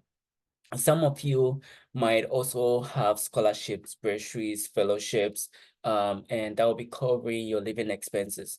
You need to understand that, even though you need to demonstrate, 20,635 plus tuition. So let me give you an example of an undergrad student, right? So let's say your tuition is about 35K, right? You have to add 20,635. So you're looking roughly about 55,635 for 1 year, right? And if you have a fellowship or a scholarships, you can add that amount less that amount. And that's what you need to show as proof of funding your education in Canada. All right, so we get this question a lot. Do I need to provide proof of paid tuition? Yes, sometimes, yes, you have to, but you also have to check with your local visa office for instructions on that, right?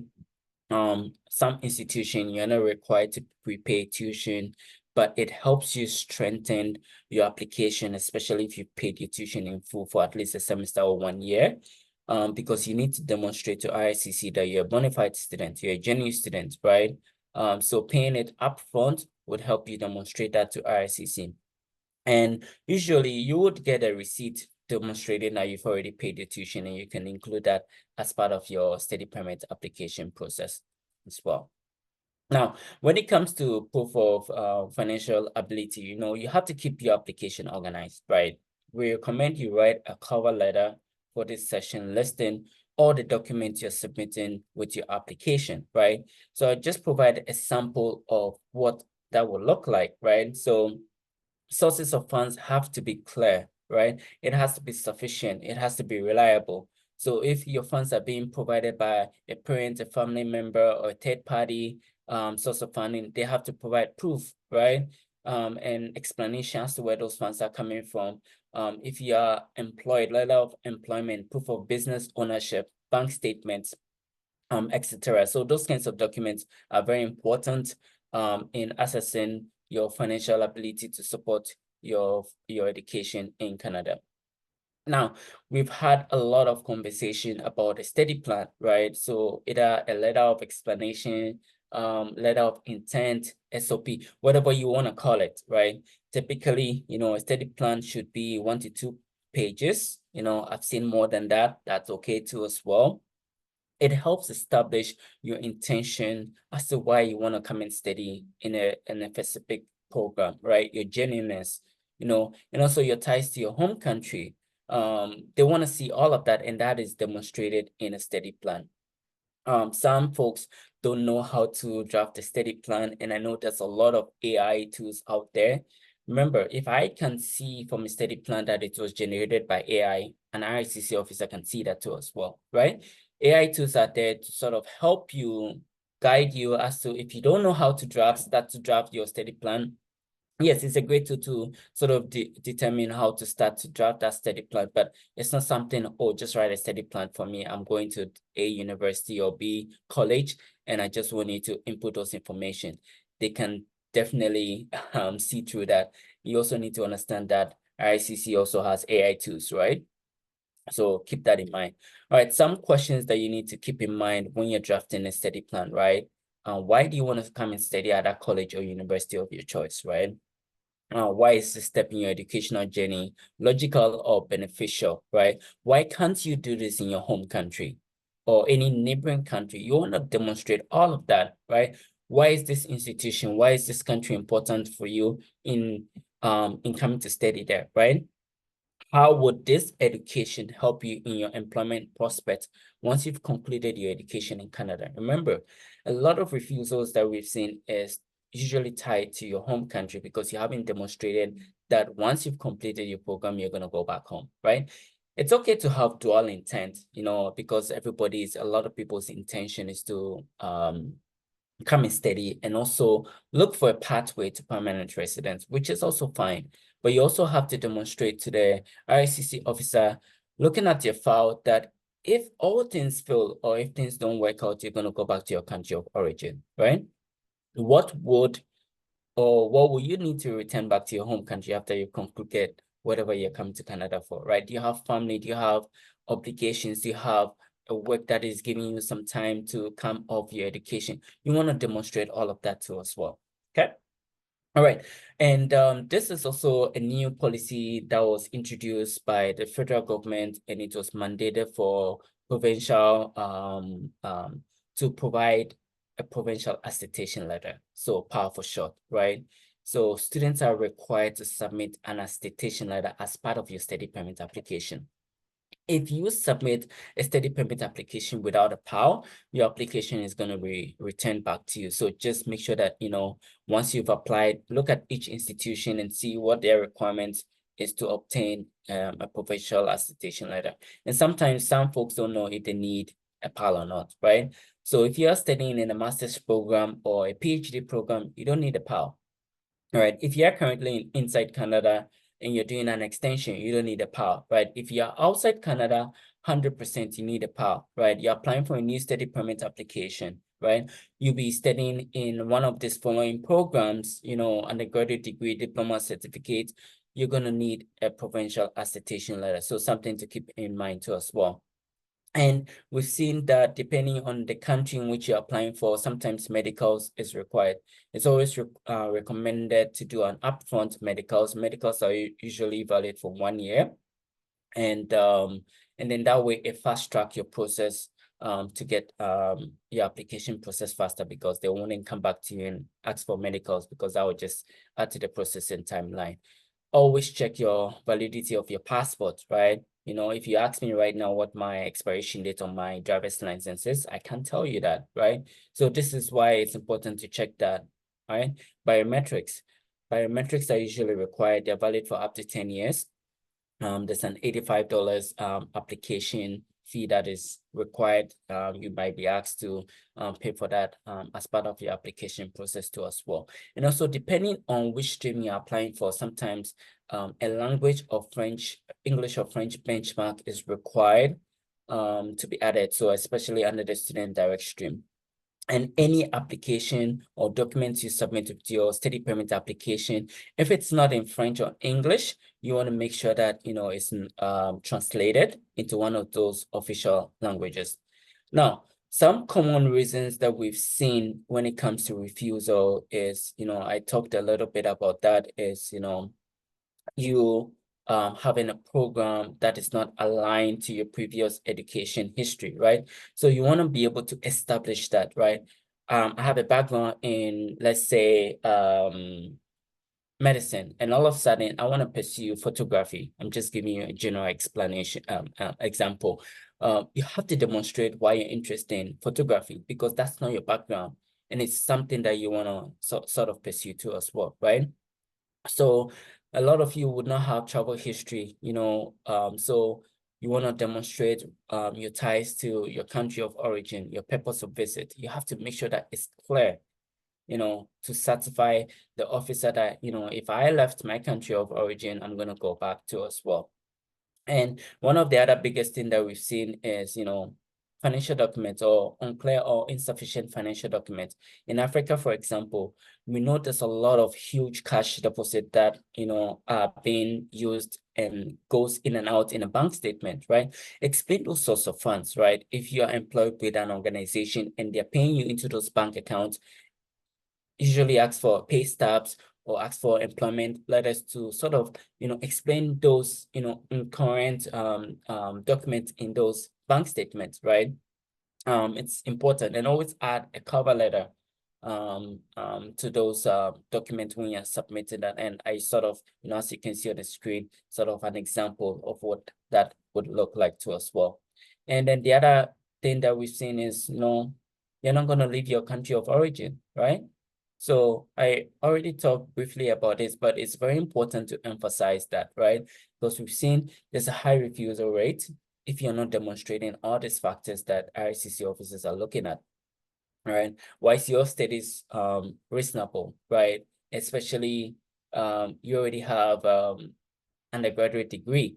You want to pursue another undergraduate degree, right? Why is that the case? Explain that. Why is it reasonable, right? How is that going to help you in terms of your employment prospects, right?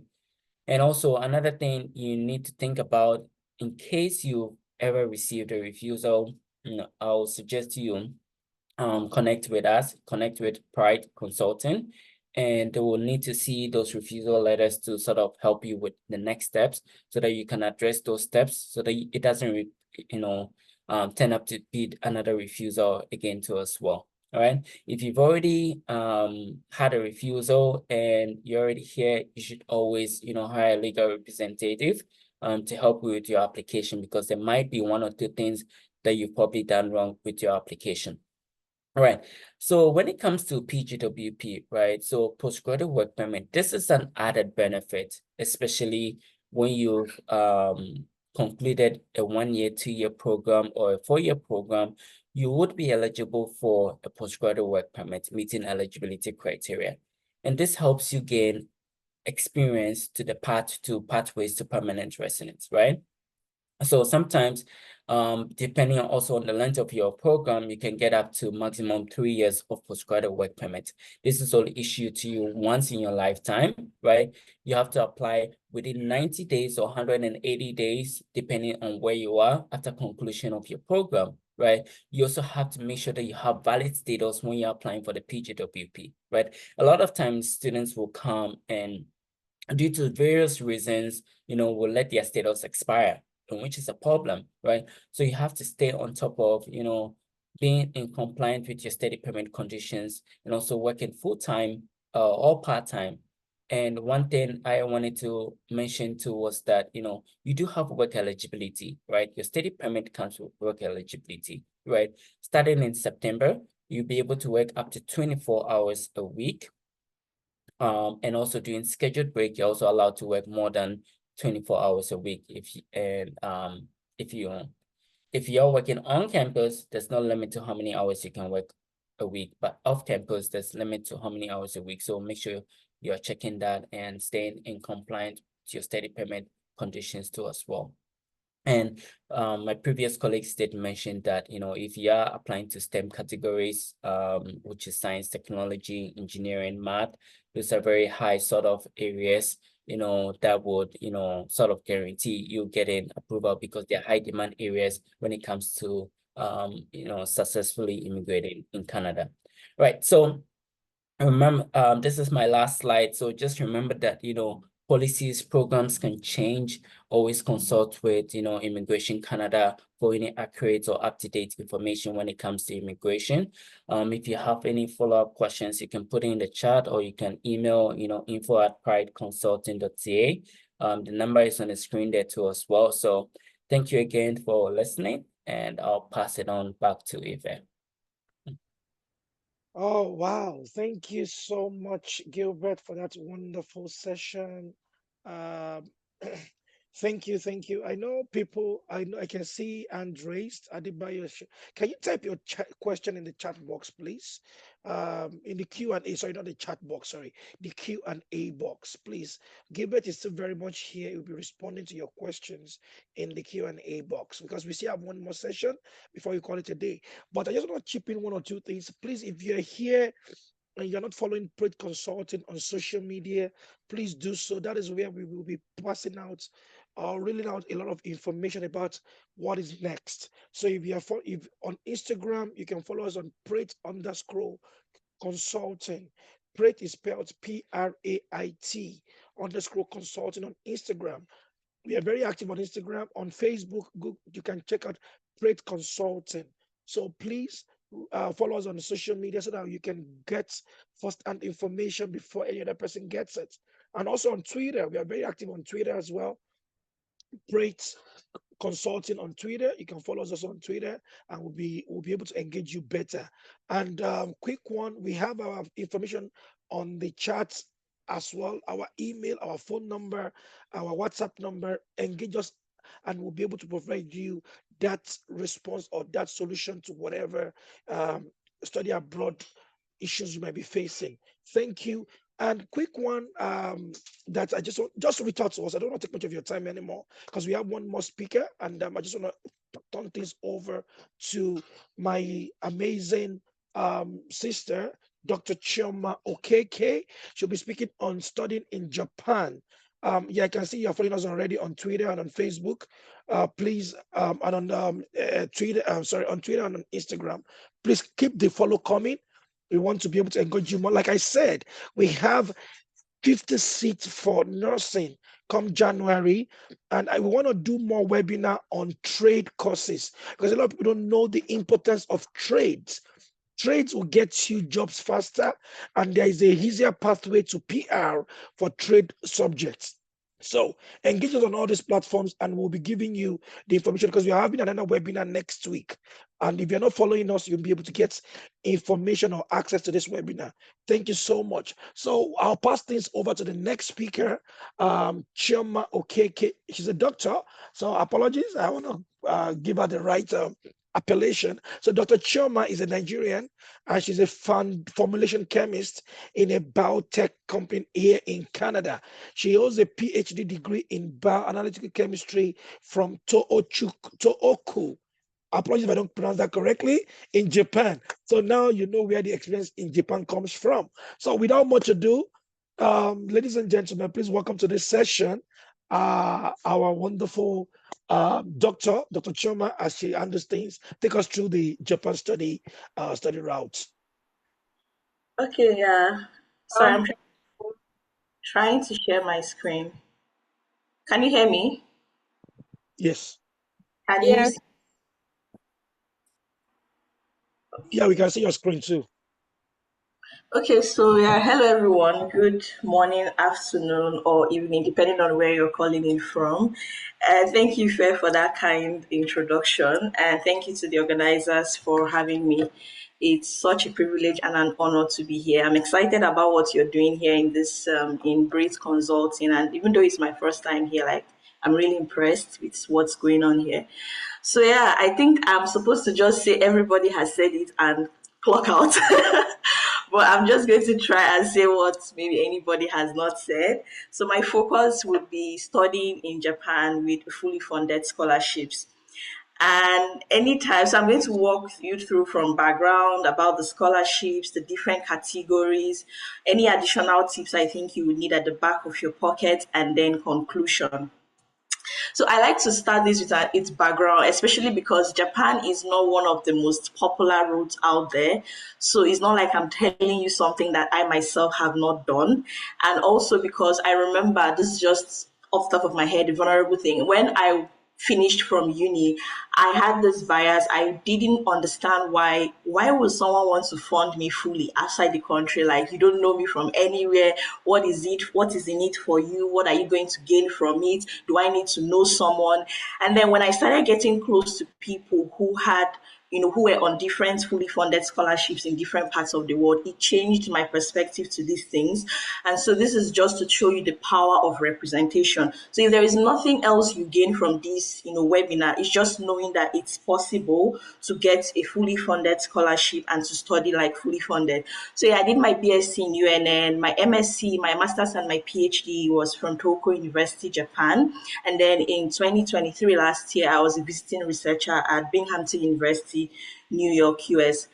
I left Nigeria in 2018, courtesy of the MEX Japanese government scholarship, and everything from my master's down has been on fully funded scholarships, either from the government or the university, and so on and so forth. This is just like a testament of it's real. Like it's not like I'm telling you something that is not possible. So one major question I always get is why Japan? Why MEX Japanese government scholarship? I can give you 1,001 reasons why I don't regret it. And if I have to go back in time, I will still do it. But I'm just going to give you 4 reasons for the purpose of the time limit I was given. First, it's a fully funded scholarship. I think one of the amazing panelists had mentioned that people really don't know that there are so many differences in scholarship. There's a partially funded scholarship, there's a fully funded scholarship. The amazing thing about Japanese scholarship is the fully funded is overflowing. So your tuition fee is covered, your monthly stipends, your flights to Japan. Even when you're done studying, if you decide you want to go back, you have a ticket back, it's on them. There's so many other benefits, like when you reach the airport, someone is waiting to pick you. You have a full-blown send-off party at the embassy where you meet the ambassador, you meet alumni. And then talking about the visa processing procedure is so swift, because from the minute you get the scholarship, they literally take over. They start telling you, oh, do this, go here. I feel like, honestly, I might not even be the best to give anything about Japan visa, because it was like they carried me through it. I remember they even booked my appointment in Abuja. My own was just to show up at Abuja, and then I got my visa the day they had the Sanford party in the embassy. So that's how the benefits are really overflowing. And then you have diversity, which is no brainer because you're leaving the shores of your country. So you get to meet people from different parts of the world. And then the last, which is one of my favorites, is you really do not have to do anything to get your monthly stipends. Unlike some other scholarships where you have to teach, you have to do this, for Japan MEX scholarship, you just have to be a student. So if you decide you want to stay there 4 years, 5 years, 3 years, 2 years, without doing teaching assistantship jobs, is very possible. You can survive very well. Now, some people might pick it here and there just to add to their resume, but then it's not like without teaching, you will not get paid your stipend. So you don't really have much requirements for you to get paid. So now I'm going to dive right into like the entire scholarship in general. Now, when it comes to the MEC Japanese scholarships, I know that the embassy recommended category is the more popular one out there, but in actual sense, there are two major categories. There is the university recommended category of the MEC scholarship, and then there is the embassy recommended category. Now, I actually was on the university recommended category, and the difference is that for the university recommended category, just like the name implies, different national universities in Japan, are given the power to like select and all those things. And for embassy recommended category, different diplomatic countries that have diplomatic ties with Japan, their embassies, do the whole recruitment process. So just to give you a mental picture of how MEXT Japanese scholarship works. Now, MEXT means Ministry of Education and Tourism. It actually has a Japanese word, I think Mukambusho. My Japanese is crappy, sorry. But then the ministry every year gets a budget from the government for scholarships. So for example, this year, let's assume the government tells them, okay, ministry, we have $1,000 for MEXT for your scholarships this year. Do with it what you choose to do with it. They will now use their discretion to split the money. Okay, how about we do 500 to university, maybe 500 to embassy, or 600 to university, 400. Like they go about it how they choose to go about it. So there's really no interference or influence the government has over it. So it's not a case of, I need to know someone or anything. The money is handed to the ministry, and the ministry like splits it down to how they want it to flow. So just to explain each of them, I'll start with the university recommended category. Now, just as the name implies, different universities are given the power to select students for the scholarship. Now, I like to always describe this to people as just how, post-UTME, if you're Nigerian, you write your JAM, you write post-UTME, and then you get admission into the university. You know how UI has their process, UNN has their process, UNIBEN has their process, UNILAG has their process. Some universities might decide to use exams this year. Some universities might decide to just use WAEC and JAM. Some might decide to do average. So it's the same thing mentally. That's just how university recommended category works, right? Different universities have their different pattern, how they decide to use the money that the MEX has told them now, okay, this is your quota. This is how many students you can recommend to us. Do what you want to do. If you want to use exam, it's on you. If you want to just select using, it's on you. And also, it's different universities have their different procedure. For example, for my own, I remember writing exams for my university, my former university, but then some other people didn't write the exam. So it just varies from university to university. The procedure is really not static. Now, it would typically start around mid-year, around this time, September, ending of the year, from mid-year, ending of the year. So because it varies from university to university, it's like, I can just tell you a long talk, or this is when it could typically start, and not like a particular month for this one. So I think something else I wanted to say is the universities also now, there is little to no interference the ministry has on their recruitment process or their selection process. So for example, university might decide, okay, MEX has told us that they are giving us $500 and we should recommend only 5 students. The board of committees might sit down and say, okay, let's push this money to arts. Maybe arts, we don't have so many people in arts in that school, or let's push it to science, or let's push it to chemistry. So they do with the money what they choose to do with it.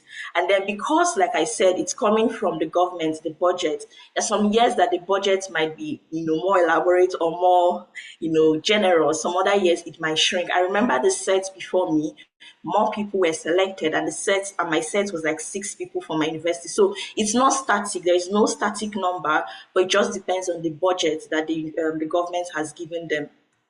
So you might be wondering, how do I get it? You said all these amazing things about the scholarship and everything. How do I get it? The first thing I always tell people, quick one, you can just check online, do a quick Google search, just type MEXT University Recommended Category Scholarship.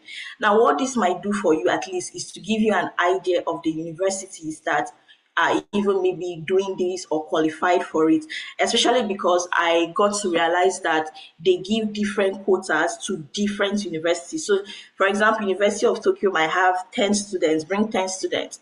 Tohoku University might have 12 students. So you just want to know, you have an overview of how it works. You can do a quick Google search and know how it works. Then the thing I also advise is check specific university websites. So, for example, some people here might already have a little idea about Japan, even if it's not in depth. Most people know places like, okay, I know Tokyo, Osaka, Kyoto. Now, depending, if you know maybe major cities, either someone is there, or you just have heard of that university, or you have gone on Google and you've searched for universities that do or the courses you are interested in English, and you've seen these universities. Now you can go to their website, check the scholarship tab, and you will see all the scholarships they have. And the very good thing about this particular method is that you might go to that tab and even see scholarships beyond the MEX scholarship. There are scholarships that universities on their own are giving to international students that you might take part in. So it's also important. Now, if you don't want to use the Google route, if you have a particular city in mind, a particular university in mind, you can just check them online, go to their website, go to the scholarship tab, and you're going to see the different scholarships they have there. Then the last thing I'll be talking about is sending a cold email to a professor you would like to work with. I think Samuel had touched on this. Like, it is very, very, honestly, I wouldn't have put this, but I remember when I went to for the Sandforth party in the embassy, at that point, I was thinking, that was 2018. I remember I was thinking everybody there wrote exams, till I started talking with other people that were going to different cities in Japan. And I found out that so many people didn't even write exams. They just maybe found a professor, sent a very solid and impressive and straight to the point, concise, but sell your points kind of email to professors. Sometimes these professors will get really impressed and want to talk with you, or just want to see where it takes you for. So I remember this girl, I think she schooled in Hokkaido, and she was like, it was a professor scholarship that she went on, she came with. She didn't have to go through university recommended or embassy recommended. So this route, it can help you both for the university recommended, and if there are any other unpopular scholarships that the professor's university have, he might recommend you for it and tell you, okay, I know you're applying for MEX, but there's this other scholarship I want you to check out. So it's also like a very, very good tip to add. Now let's talk about the very popular embassy recommended category. This one always blows the timeline whenever it officially flags open. That's why I wanted to end with it. Now, as the name implies, it's the embassies that recommend to the ministry. So these are the students that we can vouch for, that they are, they are eligible, or they're deserving of the money or the budget that you've brought out for this thing. So different embassies around the world are giving the power. There is no interference. They are giving the power, especially when you have diplomatic ties. Now, to the best of my knowledge, I know that almost all African countries have this embassy recommended route, this category, because most people that I met in Japan came from different parts of the world. Kenya, there's a lot of embassies that have diplomatic ties with Japan. Now, different embassies are giving the quota, just like university recommended category, depending on the budget that the government has told them or has communicated with them. Now, but one interesting thing about this particular category is that I found out that the procedure is pretty much the same in all embassies. So all the embassies almost go through the same funnel method to select a student. So that makes it easy, because, for example, if you find out how it's done now and you check for this year, you can better prepare yourself even against next year, because it typically will start beginning of the year. I think they just rounded up one selection process now. Around February, March, April is when they flag open, and then they go through the interview, the exam and everything, and select. I think by this time they should have already selected the students that will be coming to Japan same March next year. So this covers masters, PhD, even teachers training. So if you're you're a teacher, and you have experience in teaching, there's also a MEX scholarship for teachers where you go to Japan for 18 months, same benefits, same everything. Just that this time around, you're being trained as a teacher in their institutions. Now, how do you get it? I'll always advise that you check the official website of Embassy of Japan in your country. So I'm Nigerian. So for me now, I can just go to Embassy of Japan in Nigeria, check their official website. It is always there. If you go there now, you would even see the one that just closed, so that you can familiarize yourself and know, okay, what documents do they require? What are the things that I should have, in preparation for the next time that they're going to start? The limits, their requirements, the do's and don'ts. It just better prepares you. Now, I know that so many people attend webinars, and after the webinars, you just close the laptop, close the book, and that is it.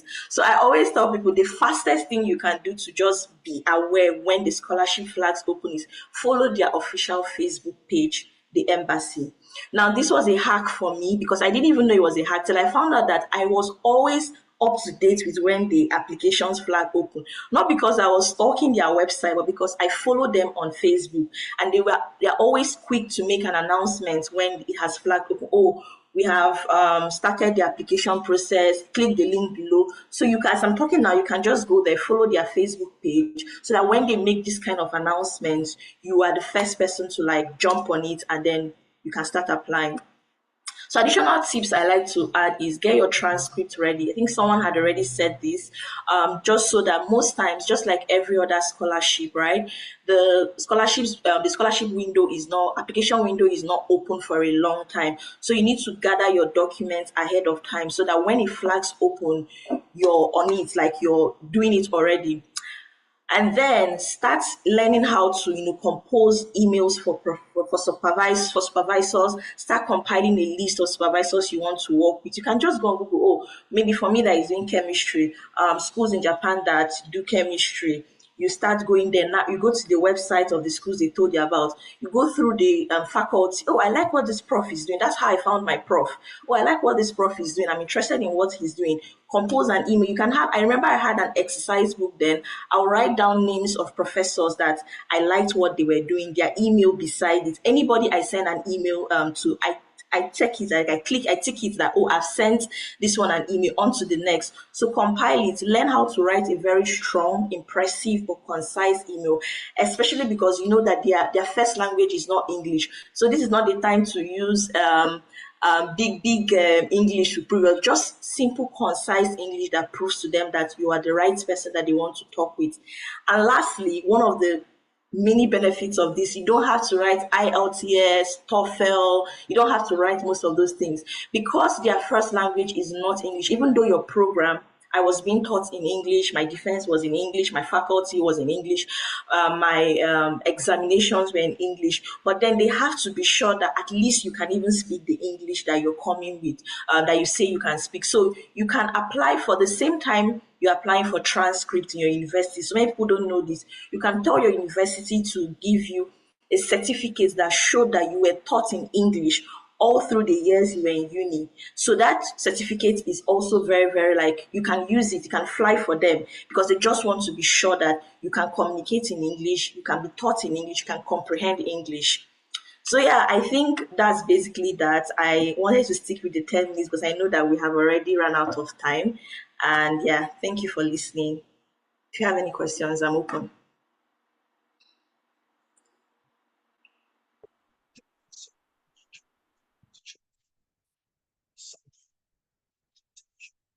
So I will throw things open now for questions.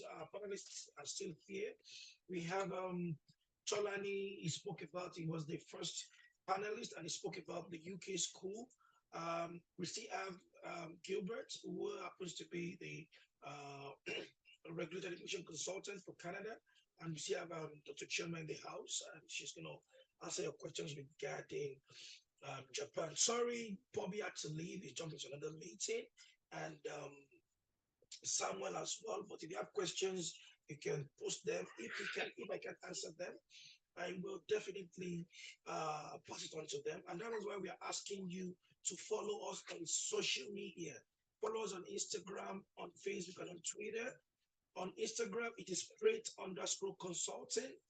On Instagram, on Facebook, it is Prate Consulting, and on Twitter, it is Prate Consulting. Follow us.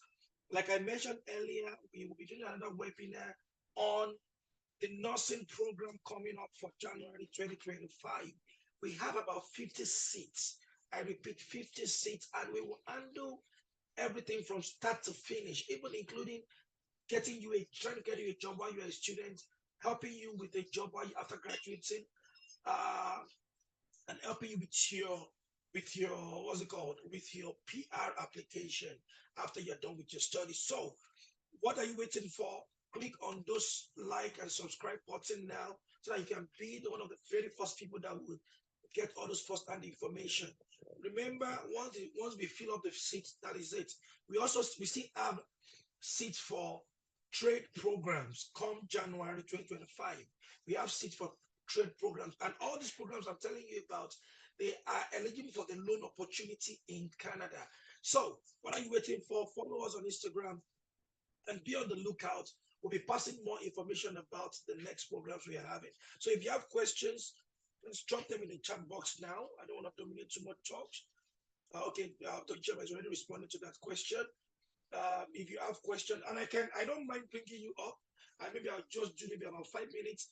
If you can raise your hand, I can unmute you as an attendee to actually speak. So if you want to type your question, I can actually let you verbally ask the question. But please, if in case you are shy or you don't know the question to ask now, take down this email and send us an email, info@prateconsulting.ca.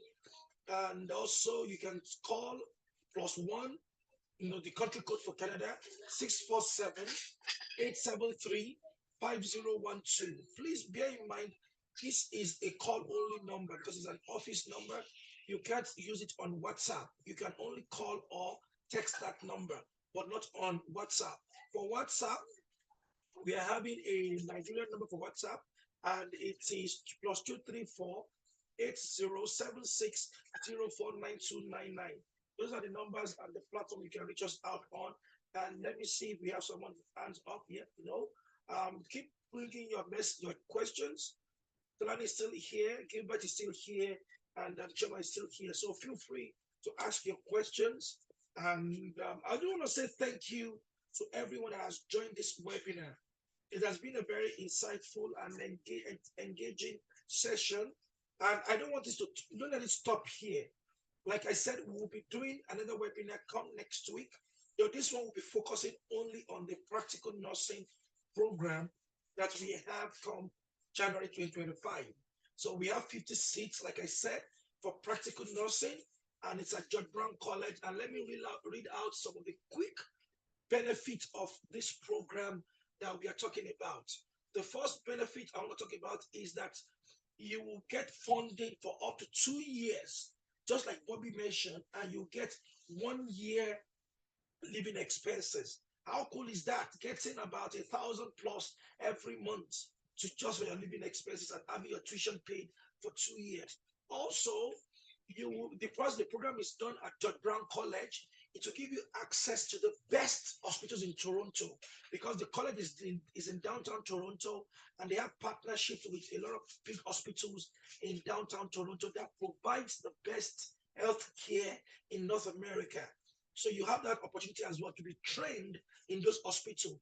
Also, we will help you get part-time jobs while you are in school. You can quote me on this. We will help you get part-time jobs, and it's very likely going to be in the hospital, meaning that before you graduate, you would have gained a lot of experience that will prepare you for a good job after you are done with school. Also, it will help you gain valuable experience in preparation for your permanent residency application. Also, will help you get a full-time job upon graduation. And like I said earlier, we will help you with your PR after you have graduated. We'll help you with the application for your PR, even with your postgraduate work permit. Let's start with that first. After graduation, then we'll help with your PR after. Oh, so sorry. I don't know if everybody can hear me clearly. Were you hearing me before? Because I think my mouthpiece was up. Oh yeah, I can hear you now. Ife. Yeah, it was a bit down initially. I thought it was as well. So, but yeah, I can hear you. Yeah.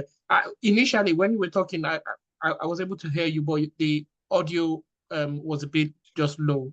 Oh, my apologies. My apologies. My speaker, my mouthpiece was up, so that was why. Anyways, just to reiterate, please follow us on social media so that you don't miss out on anything. I should be wrapping this up in about 5 minutes, but I just want to give a quick rundown through what we've done so far. And if you have a question, please type them in or raise your hand. I will bring you up as a speaker. are you able to unmute your mic and you'll be able to ask your question verbally? So if you have any question, raise your hand or you can type it in the chat box. While you're doing that, like I said earlier, please follow us on Twitter, on Facebook, and on Instagram, Prate Consulting. And because that is where you get all the first-hand information about our next event, our next webinar. Like I said, by next week, we'll be having another webinar that will be focusing on the practical nursing program at George Brown College for January next year, January 2025. Yes, about the recording of this webinar, I'll be sending you a link to listen to the, or to rewatch, or to listen to the webinar. Yes, I will be sending you a link to rewatch this. And also, just to go over quickly to go over things again, the nursing program is a very valuable one. You don't want to miss it. Please, if you know any student that is young, 18 to 26, that is a very good student, let us know, because it's a very competitive program, but it's very, very beneficial. Healthcare is one of the best pathways you can choose to go on to become a permanent resident in Canada as of today. So what are you waiting for?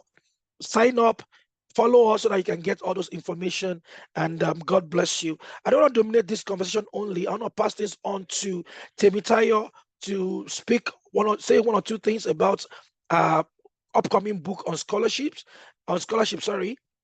And because actually we've planned this together, she always do a session like this, and I also do a session like this every year.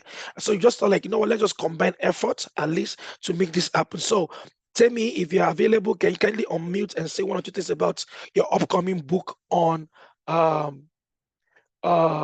think she's not available. Yeah, it's okay. Also, okay, Temi, you want to say something? All right, Temi, go ahead. Hi everyone. Thank you so much for joining, and thank you for waiting till this time. Sorry, my voice is a bit low. Thank you, Tolani. Thank you, Gilbert, Chioma. Yes, thank you, and all participants as well. I'm very, very grateful and honored to have you here again. As I mentioned earlier, and thank you most especially my big brother, Ife. So, as he had spoken rightly, the book is really about scholarships. If you want to know more personal stories about myself, Chioma, Tokwe, and so many other people here, and practical step-by-step guides on how to actually apply for admissions, scholarships, and opportunities, maximizing your opportunities abroad, or even basically living Africa, wherever you are, to study and get scholarships. So this book is the right guide for you, because even myself, I've had personal experiences of trying to look for a book that has everything step by step. I found none, and which is why I really try to put this together for people, because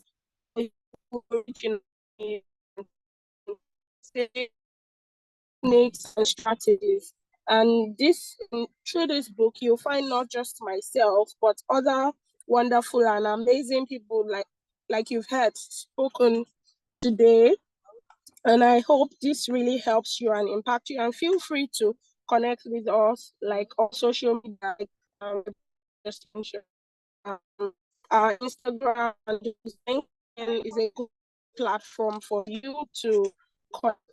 And then you can always ask us questions, even be this program, because I know time might not permit you all, and you might also remember some questions later on. So please feel free to share, even if you're not the one needing this opportunity. Please feel free to share with your friends, families, colleagues. And like you mentioned, there's another webinar coming up next week, and we hope you are able to join us. And yes, so enjoy the rest of your day. Bye. Thank you. Thank you, Timmy. Thank you so much. And yes, you've heard it all. So we'll be doing another one next week. And please bear in mind, we don't do just undergraduate, we do postgraduate funding as well. So be on the lookout, reach out to us. Let's talk about how you can fulfill, how you can achieve that your study abroad goal. Tolani is still here. The book link in the chat, and we'll also send it to you by email. Please, can you help share the book link? Okay, again? okay. I'll reshare the link Thank now. The link, I'm resharing it now, the book link, so that you can pre-order. You can pre-order. I've had exclusive insight into it, and I can tell you it's something you don't want to miss. It is something you don't want to miss. Yes, because we need to be our brother's keeper. So be on the lookout for that book, or you can pre-order it. I'm sharing the link with you shortly. Bear with me, please. So in a nutshell, we don't just do undergraduate, we do postgraduate as well. So if you're looking at that postgraduate studies, just talk to us. Let's take it up from there. All those people that came here, we are all together on this, and we can always reach out. Even if Canada is not your destination, if it's Japan, we can reach out to Dr. Chioma. If it's UK, we can reach out to Tolani. If it's the US, we can reach out to Samuel. So feel free to reach out. God bless you. Thank you so much. Someone has their hand raised. Adiza Baha Baba Dahiru. I will allow you to talk. So if you can go ahead and unmute and talk. Yeah, hello, good evening. Good evening. Yeah, my name is Hadiza calling from Kano. Hi, Hadiza. You're welcome. Nigeria. Thank you for joining. Yeah. Yes, I've been with you throughout the session and I really appreciate it. I really benefited and gotten a lot of things from you guys. So a good thank you to you all. Hello. Hello, yes, we can hear you. Go ahead. Go ahead, Hadiza. Yeah, but mine is not about. You guys want to see? You want to see? Hello. Hello, go ahead, Hadiza. Go ahead, please. Yeah, the issue is I'm not looking for a loan for maybe let's say scholarship for education. I'm thinking of how can I get a job either in Canada, UK or US, but let it be maybe a fully sponsored so that maybe I don't know how to say it, Sha, but maybe you've understood what I'm saying. Hadiza, please take down this information and send us an email or chat us on WhatsApp. Okay. The email is info@prateconsulting.ca. I've already put it in the chat box. Yes, I've already saved it. Okay, good. Send us an email or chat us up and we'll take it up from there. Thank you so much, Okay, thank Hadiza. you very much. Thank Yeah, you thank very you. much. I really appreciate it. Yeah, thank you. All right, any other question before we call it a day so that we don't hold people down too long? Any other question? While we are waiting for that, I want to let Tolani maybe you have one or two things to say as a parting word before we call it a day. Right. Thank you so much, Ife. It's been quite an interesting session. I also benefited from all the panelists. But most importantly, I need to thank everyone who's stayed with us to listen to these sessions. Thank you, everyone. So as it still remains, as Ife rightly said, if you're looking at studying in the UK, we are here to support you. My company works directly with Ife's company and also with Temi as well. So we're right here to support you in whatever advice. When we had the scholarship session, everything that was said there, I just picked it up. For example, if I told you this, I've been a Chevening assessor previously, like for over 4 or 5 years. So I've assessed Chevening scholarship for postgraduate. So I know what it entails because I've actually marked the questions or the sections that students actually put forward to the Chevening body. So it's just to let you know that in this type of session, you have quite a lot of people with wealth of experience that can help you achieve what you need to achieve. Reach out to Prate Consulting and you'll be able to get that information and that right support. Thank you once again, Ife, for inviting me and Temi for inviting me. I really appreciate it. And thank you to all the panelists and everyone that's waited up to this time. Thank you once again. Have a wonderful day. All right, thank you, Tolani. And I'll turn things over to Gilbert. If you have a parting word, anything you want to last minute word you would like to share, please, you can go ahead and share with the attendees. Yeah, thanks, Ife. I just wanted to say thanks for the opportunity to talk about Canada's immigration system. And for folks who are looking at Canada, whether if it's work, whether if it's study, whether if it's sponsorship, please reach out to Ife. He knows how to get in contact with me, and then we can definitely discuss that. But thanks again for having me. Thank you, Gilbert. And over to you, Choma. Any parting word? Anything you'd like to share? Last minute thoughts? Yeah, I just want to say that it's the journey could get tough sometimes, but just don't give up. Like someone had said here, you might get some rejections here and there, but you only need one yes for your tangent to change. You don't need 10 years. The more confusion you have. So just just know that as for every no you get, know that you just need one yes, and that's it. So all the best, and I'm rooting for everyone. See you at the top. Okay, thank you everyone. We really appreciate. Please be on the lookout. We'll send a survey after this webinar that you can be a part of. Please let us know your feedback, what you think we can do better. We know we had some little glitch at the beginning. We apologize for that. And this first one has to be we have to bring a lot of things together, but going forward, we'll try and do separate webinars for separate target areas and target regions. But last thing, copy down the email, copy down the phone numbers. They just reach out to us. Anything about study abroad, even if it's not a country that we cover, we'll try and probably provide you with the necessary resources that could be of help to you. And thank you. Also, don't forget to follow us on Instagram, Facebook, and Twitter. That is where the platform we always post our upcoming events or whatever is coming up, whatever is cooking. That's where you get it from. Thank you all. Thank you so much, everyone. And to the panelists, thank you so much. We appreciate you. God bless. My name remains Ife Akitunde. I'm the principal consultant at Prait Consulting. I've been in Canada for about 10 years. I've all my life, most of my Canadian experience has been centered around international student education. I'm a consultant. I consult for multiple schools, multiple big universities across Canada. And I'm also consulting for a lot of private firms like Passage, that's in terms of that loan opportunity and what have you. So I have a wealth of experience when it comes to international student administration and recruitment. So chat me up. Let me know how I can be of help to help take your study abroad to the next level. Thank you so much. God bless. And it has been a wonderful 3 hours so far. God bless you for joining us, and look forward to seeing you at the next webinar. Thank you, and have a wonderful evening. God bless you. Bye.